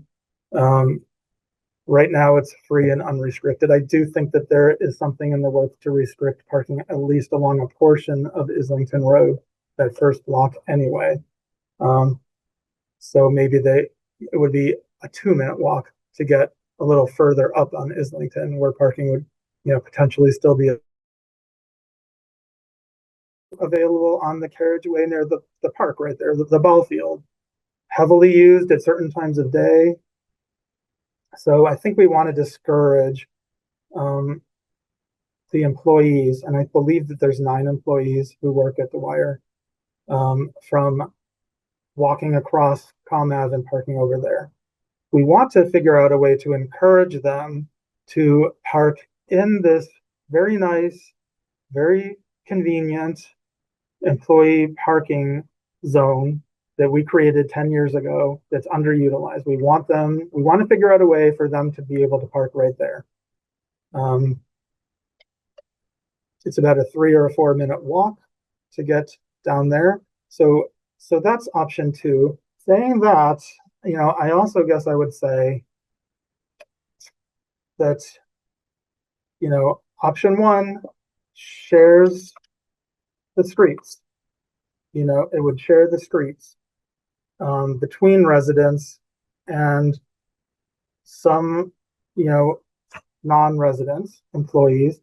The street is already being shared for 2 hours, by Dwyer and others who could anyone could park their vehicles there for 2 hours. But option 1 does share that street a little bit more. I do think that that's sort of the baseline practice in Newton to try to share our streets. We see this all over the city. Comes to mind, I can think of so many cases. I could think of Walnut Place. Walnut Place is a little tiny, narrow, very curvy street in Newtonville that we give permits to employees who work at the senior center. It's going to be the Cooper Center, to park right there, along with residents on this very extremely curvy little narrow, Walnut Place. And I think of Hull Street and Lowell Avenue. We give 160 permits out to Newton North High School students to be able to share. They park all up and down Hull Street in different sections of Lowell Avenue. They're sharing that street, very heavily with the residents who live on Hull Street and Lowell Avenue. It's just the same thing all over Newton. Even in this meeting that we've had today with the items on the agenda today, we've talked about, several streets. We talked about Norwood Avenue first. The residents of Norwood Avenue they're sharing their street with staff from the Cabot School. And then we talked about Lowell Avenue, the dead end, and they're sharing their streets with staff from the Ed Center, right? And we talked about Albemarle, and they're sharing their street with staff who work over in the Ed Center, right? No, actually NECP, the Newton Early Community, Newton Education, what is it? NECP, Newton Early Childhood Program, right? We talked about Elkridge, right? And they shared their street with Riverside Community Care and with Underwood.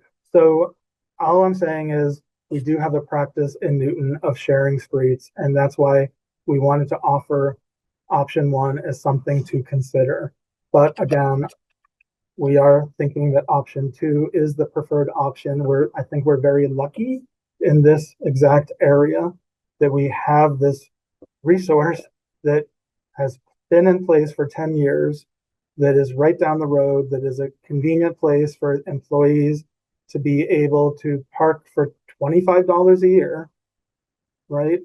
You have the meters. I know that some employees might park at the meters. You go 10 more seconds from the meters, instead of paying $5 a day at the meter, you can pay $25 a year and park within this Auburndale business, parking zone. We want to see more people parking in this zone. So that is option two. It's the preferred option, a 4-minute walk. So if we do go with option two, there's nothing for traffic council to vote on. We would take no action on this item. It's completely in the hands of the Traffic Bureau, because it's the Traffic Bureau that decides how many permits to issue to every single employee within Auburndale, right? And I know that from the beginning, the Traffic Bureau, I think they started out by maybe offering only 2 permits to each business in Auburndale, and maybe it's more than that now. I think it might be 5 permits to each business in Auburndale. So maybe we can have a discussion with the Traffic Bureau to see if they're willing to offer more permits to the vet hospital and to Dwyer, these two users, so that they can accommodate all their needs, so we could really all work together and encourage the use of the existing space on Auburn Street, and not have the employees walking to a free and more closer spot across Commonwealth Avenue on Islington Road. Okay, so I think that that's the presentation that I have so far. I'm going to open it up to the public. I see a couple hands up already.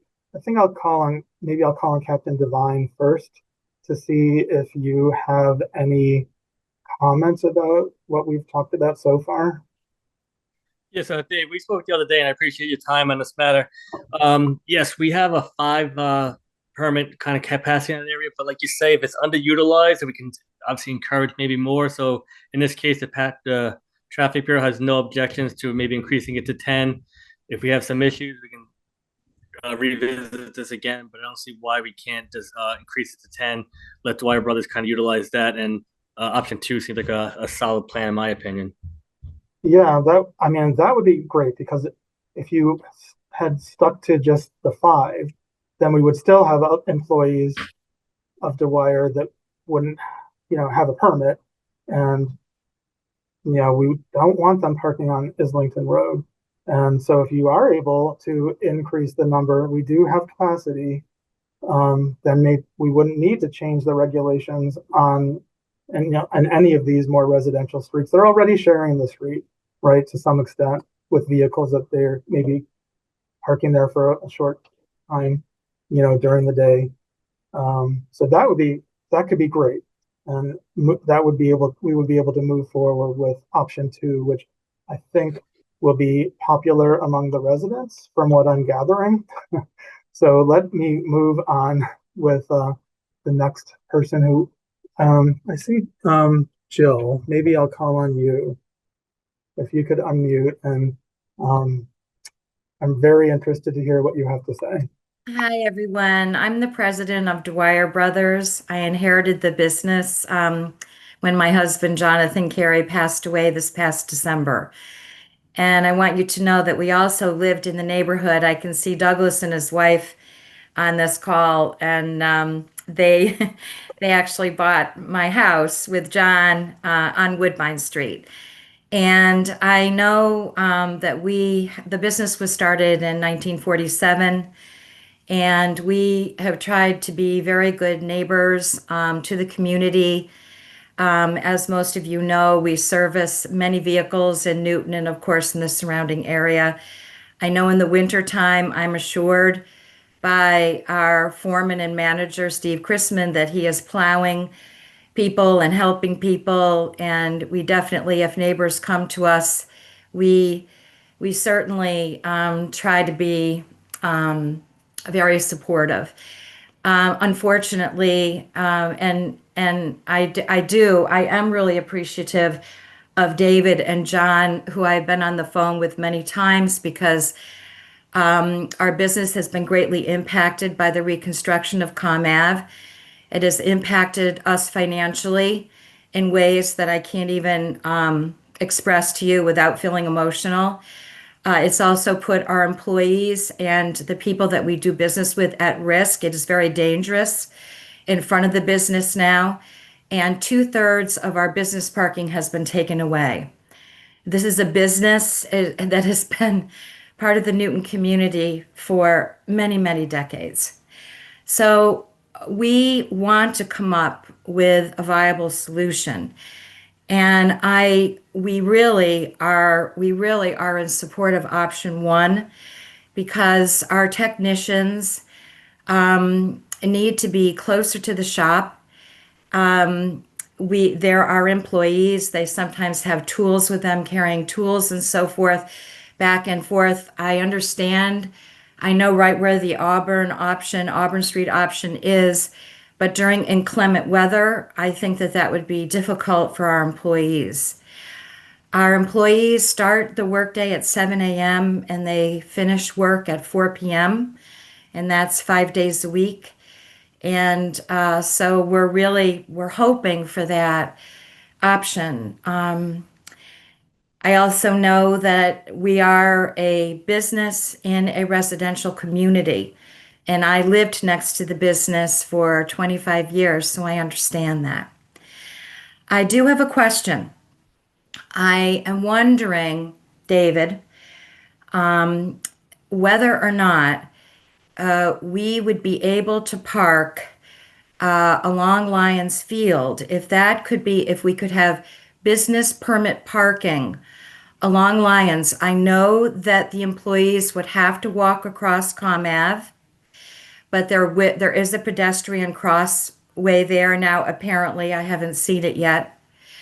But if we could park in front of Lions 5 days a week from the time frame that was outlined, this would definitely help us and be more supportive than option two, which is a further distance away. I know Steve Chrisman, the manager and foreman of the shop, and I both agree that Islington Road, we are concerned if we park on Islington Road that is going to affect the neighbors, that there'll be pushback regarding that if it's not something that's done officially. But I don't see why we can't park in front of Lions during the business day, when so many of the activities that occur there occur later in the day and on weekends. And I thank you so much for your time. So, yes, thank you. To try to answer some of your questions, in terms of permits to park on Commonwealth Avenue, that is definitely not going to be something that we could approve. It's not, you can see that this is a map that shows, let me go here, that this map shows the current parking district. It does not include ComAv. ComAv is not highlighted. It's not even part of the district. So we definitely cannot approve that. There's no restrictions there right now. It is open to be able, for anyone to be able to park on, on the carriageway, on the carriageway by Lions Field. We also need to keep in mind the vet hospital right there, which is also, in addition to your business, we've heard quite a bit from the vet hospital. We've tried to work with them to provide, they have a lot of employees and a lot of people visiting every day. And so I think that when we took away parking along the carriageway, they're now going to be pushed further down to exactly this area, right? That's the closest spot for them, would be over there by Lions Field or Islington.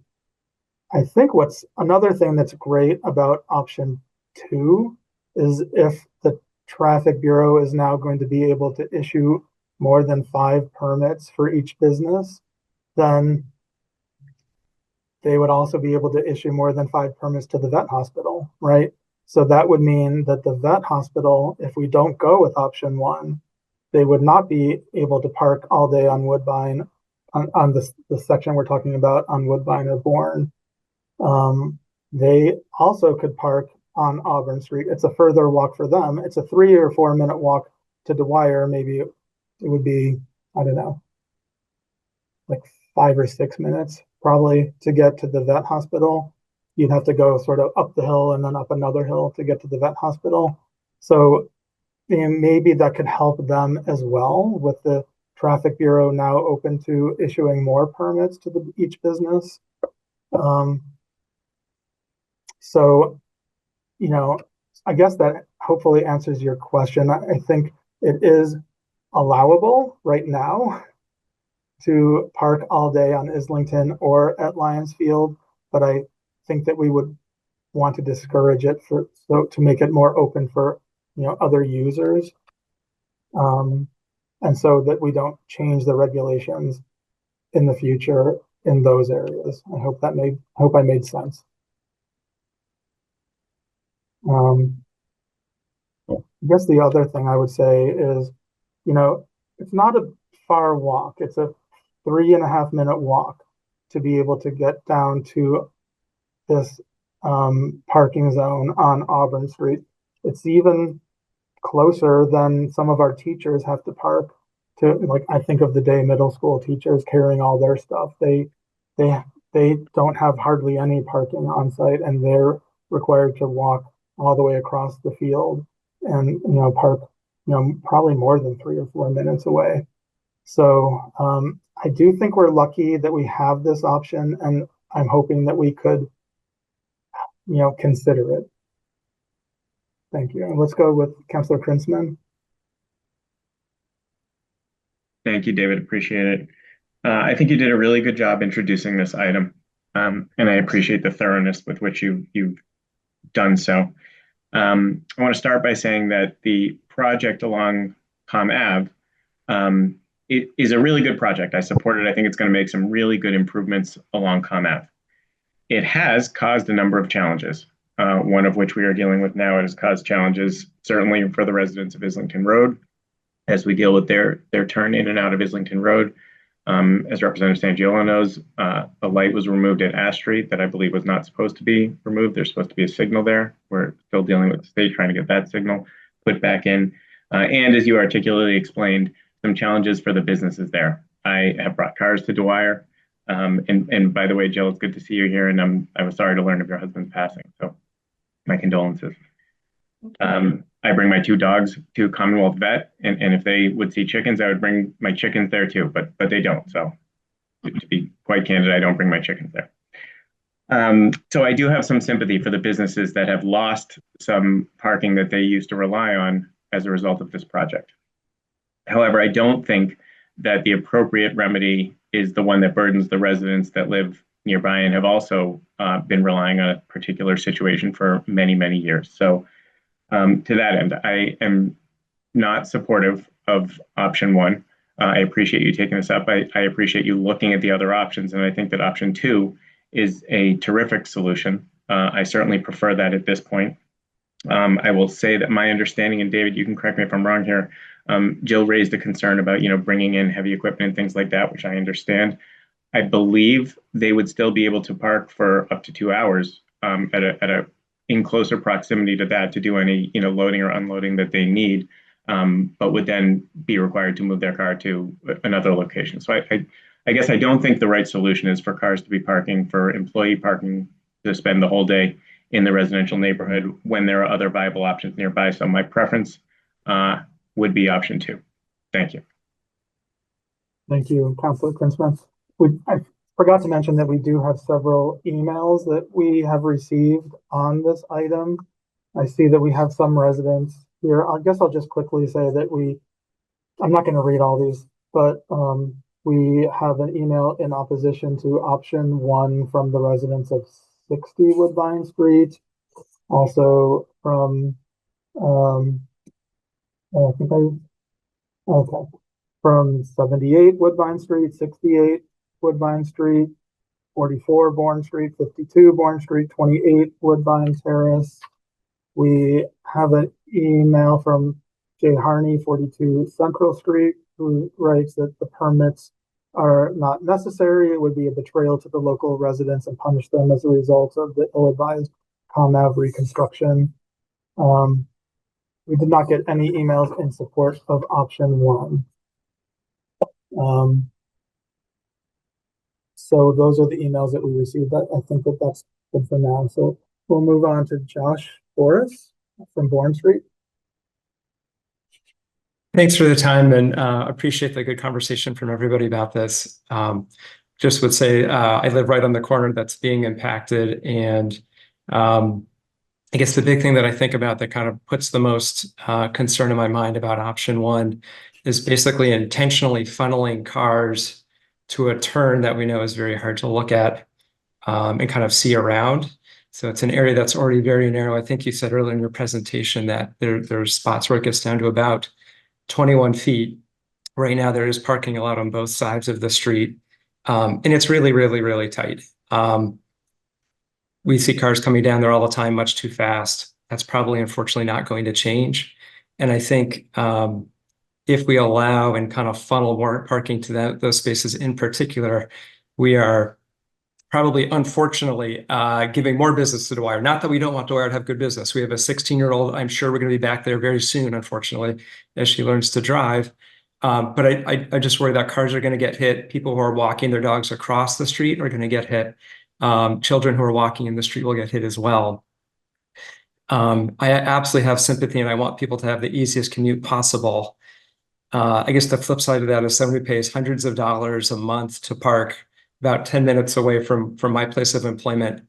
I would jump at the chance to be able to walk 4 minutes to work at $25 a year. That seems pretty reasonable. And if we can get more permitted parking for that space on Auburn, that seems like a nice way to fit everybody's needs and accommodate all the interests involved. Thank you for your time. Thank you for the comment. We'll move to Doug Harrison.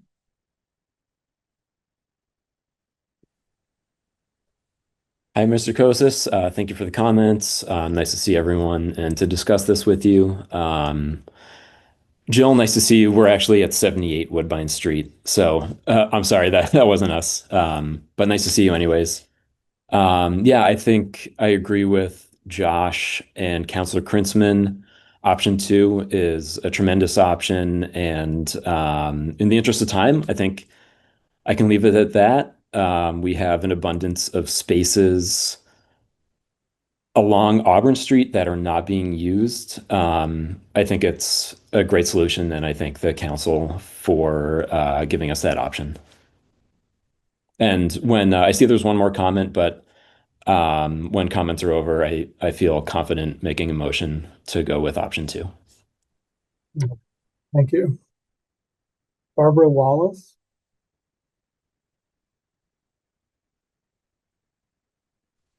Hi, everyone. I'm sorry you can't see my face. I'm having trouble with my camera, but can you hear me? We can hear you loud and clear. All right. I just want to thank everyone for the conversation and the visuals of the impact of the 2 options that you have presented. I have been basically raised on Bourne Street and still there. And I appreciate Dwyer Brothers and I appreciate the vets, but I also appreciate the fact that Bourne Street has changed and a lot of the single family or smaller houses have been replaced by townhouses, and we're getting more and more traffic. There are times when I can't even get down the street. I can't park in front of my own house because the people who used to park further up by Riverside are now parking on Bourne Street. And so when you do have other options that are viable, that will meet the needs both of the people in the commercial businesses, and I love Dwyer Brothers. Jill, we have been to Dwyer Brothers since I was knee-high to a grasshopper, and your people have always been wonderful, and my brother worked at the Vets. So my option would be option 2, because there are other options that are reasonable, and sometimes oversharing can compromise the quality of everyone's life. And at this point, I think when you have an option 2, I support that. Thank you very much. Do I see any other hands up? Anyone else wish to make a comment?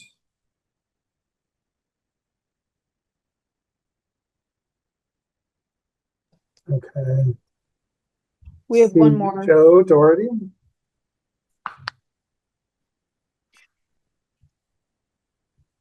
Hello, folks. I'm not a resident of Newton. I am an attorney and I'm representing Dwyer Brothers. I think I can see which way things are leaning here, so I'm not going to spend a lot of time. But I did have a couple of questions. First among that is the Auburn Street section. I mean, the photograph that you show, it looks wide open. And I'm just wondering how many people park over there right now, and is there actually room for 9 employees to park over there? I can answer that. I can guarantee you that there's room for more than 9 cars almost like every single day. Okay. It's very, very lightly used, right? And we do have actually other areas as well. If you have a Auburndale Village parking district, you could park, there's spaces in the lot behind the village. There's spaces, anything that you see in purple or in orange. Yep. We have a huge stretch of emptiness on Central Street, which is on the other side of the pike. It would be like a longer walk than 3 or 4 minutes. But I don't know, maybe some others could chime in, but I'm pretty confident that there is plenty of availability and we do want it to be more filled up. Okay.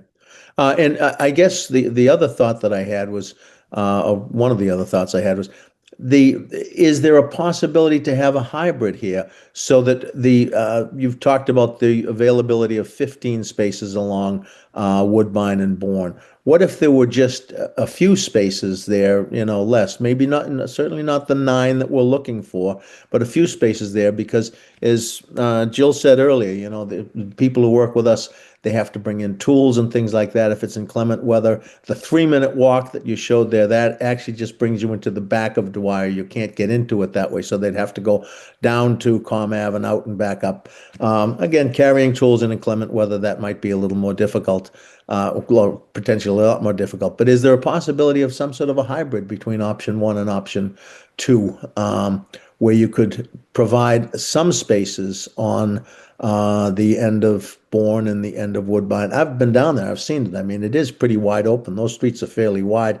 And the times that I've been there, several times I've been there to see it, there's no one parking there during the day. So it is pretty wide open.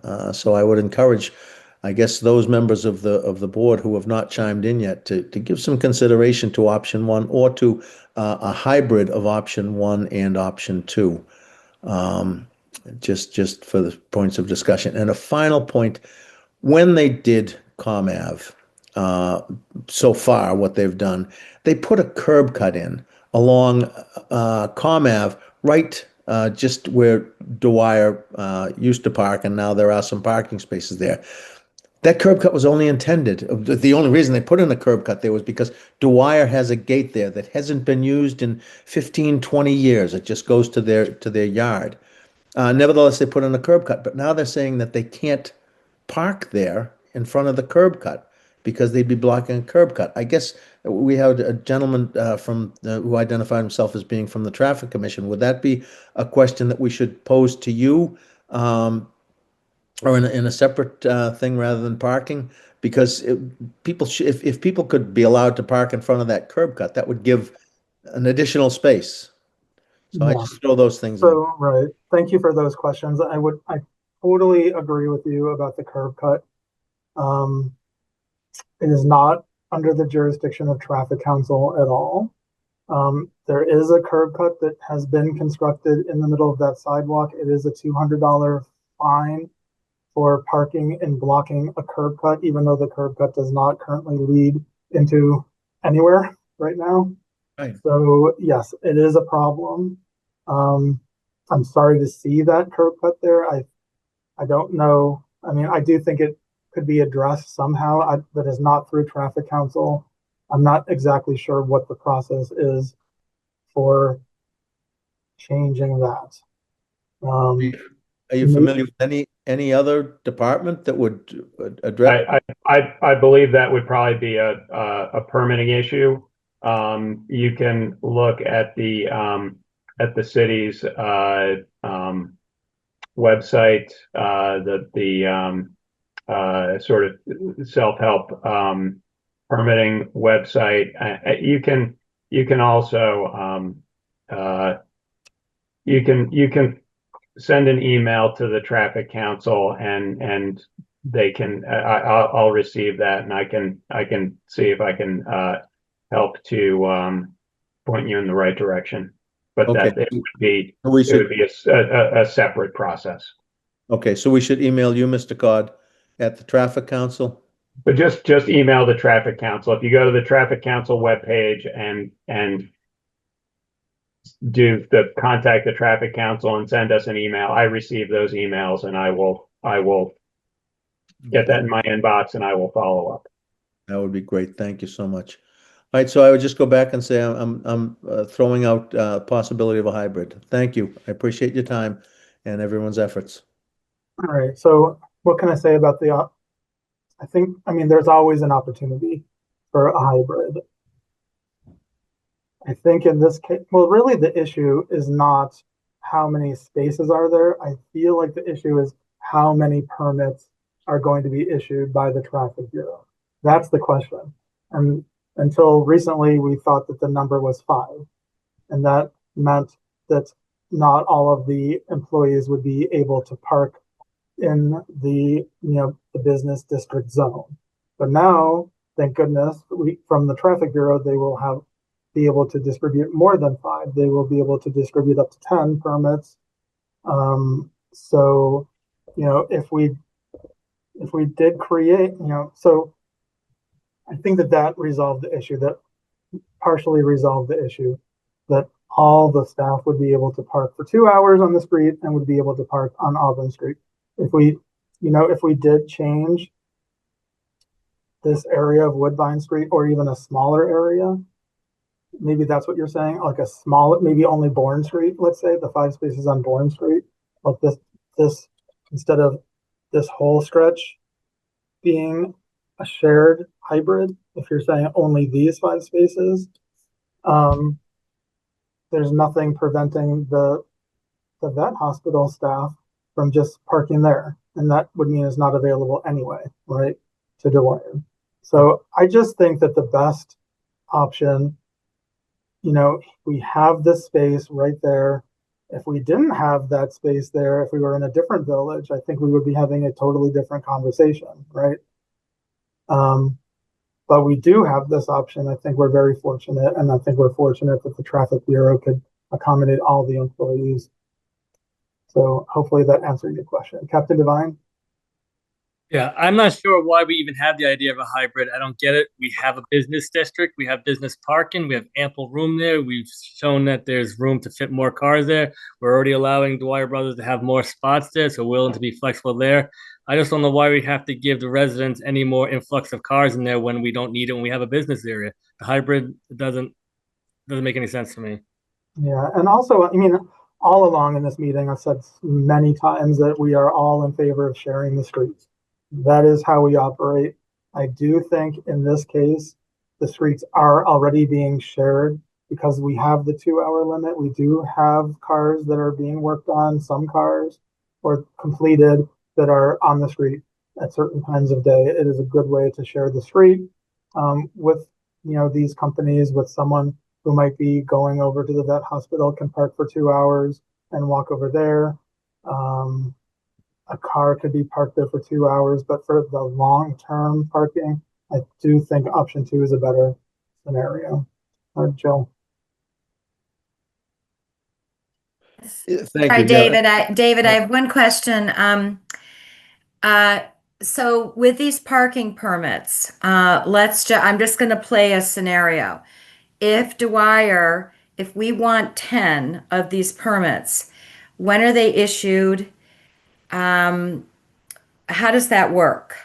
Okay, so traffic council does not have to do anything. Traffic council can vote to take no action on this item at all, because what I was saying at the beginning of the presentation, because your building, the Dwyer building is located, it has a frontage on Woodbine Street.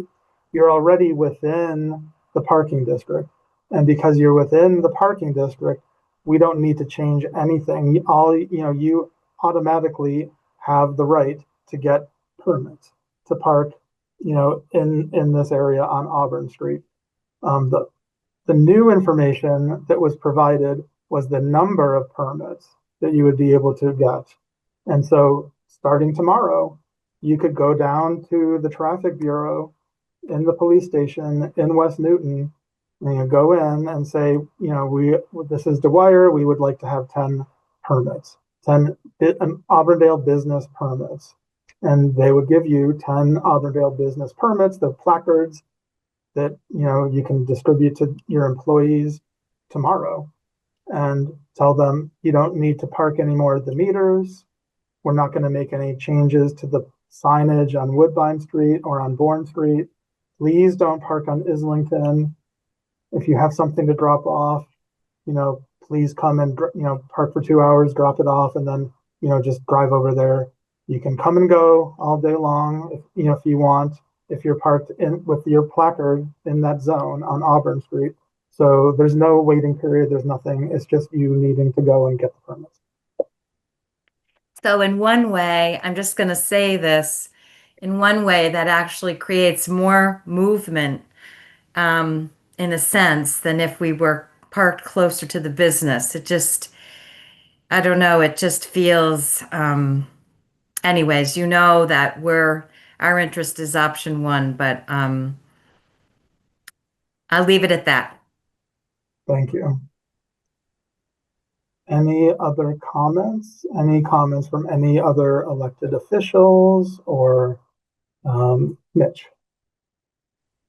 So it's been a very interesting conversation. And I think the option 2, David, I understand was a feasibility problem because of the number of permits, which have now been enlarged. I was sort of intrigued with the Islington potential problem for the residents in that area, and I was also listening to the comments by Mr. Doherty on the hybrid, and I guess I totally agree with you that we should probably, not vote on option 1, which should be, it should sort of fall to the permits on Auburn Street. But I'm also thinking that this situation is only going to work if the non-residential owners actually push or encourage or require or whatever it is, their employees to actually make this change and to avoid some of these hot button issues like Islington Street. Because again, I could see if Islington neighbors get an inundation from the non-residential neighbors along Commonwealth Avenue, that we'll be back here again with the same issue. And, it could be at that point, if nothing is working on Auburn, that we will have to consider a hybrid solution. We will have to consider that maybe on more than one street. And I think that would be unfortunate. Right. So, you know, again, this is parking, right? It's changeable, different things could happen in the future, you know, but right now I'm still saying we have a very good option. I think we're going to be moving forward with it. Hopefully it'll work out great. Things can change again in the future. Representative Sangiolo. Thank you, David. I just wanted to clarify. So right now in front of Lions Field, there are no restrictions.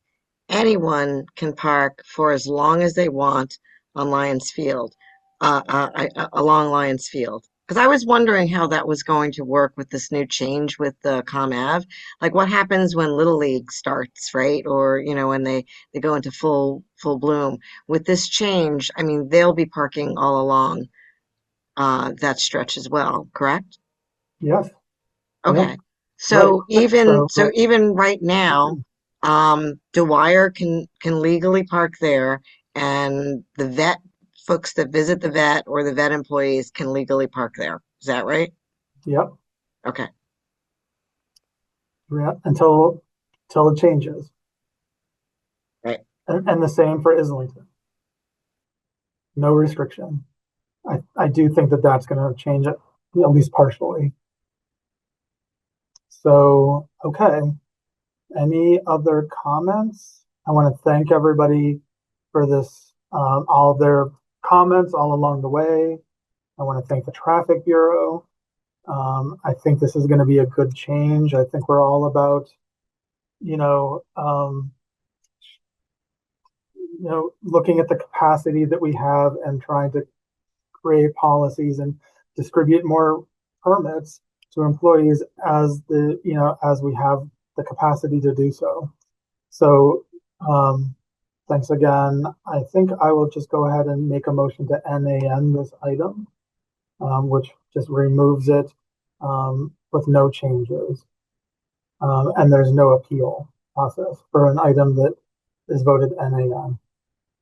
So any last comments before we take the vote to NAN this item? Okay. So again, we're taking no action, but Dwyer and the vet hospital, they could go and get permits from the Traffic Bureau, immediately. All right, Katie, can you call the roll to NAN this item? Mr. Kosis, Aye. Mr. Cod, Aye. Captain Devine, Aye. Mr. Fishman, Aye. Counselor Lipoff, Aye. 5-0. Okay, so that concludes all of our items. Thank you again for participating. We are not going to have a traffic council meeting in August. So I believe our next meeting will be September 25th, but that still needs to be confirmed. Okay, so that's it. Thank you all. Have a good night.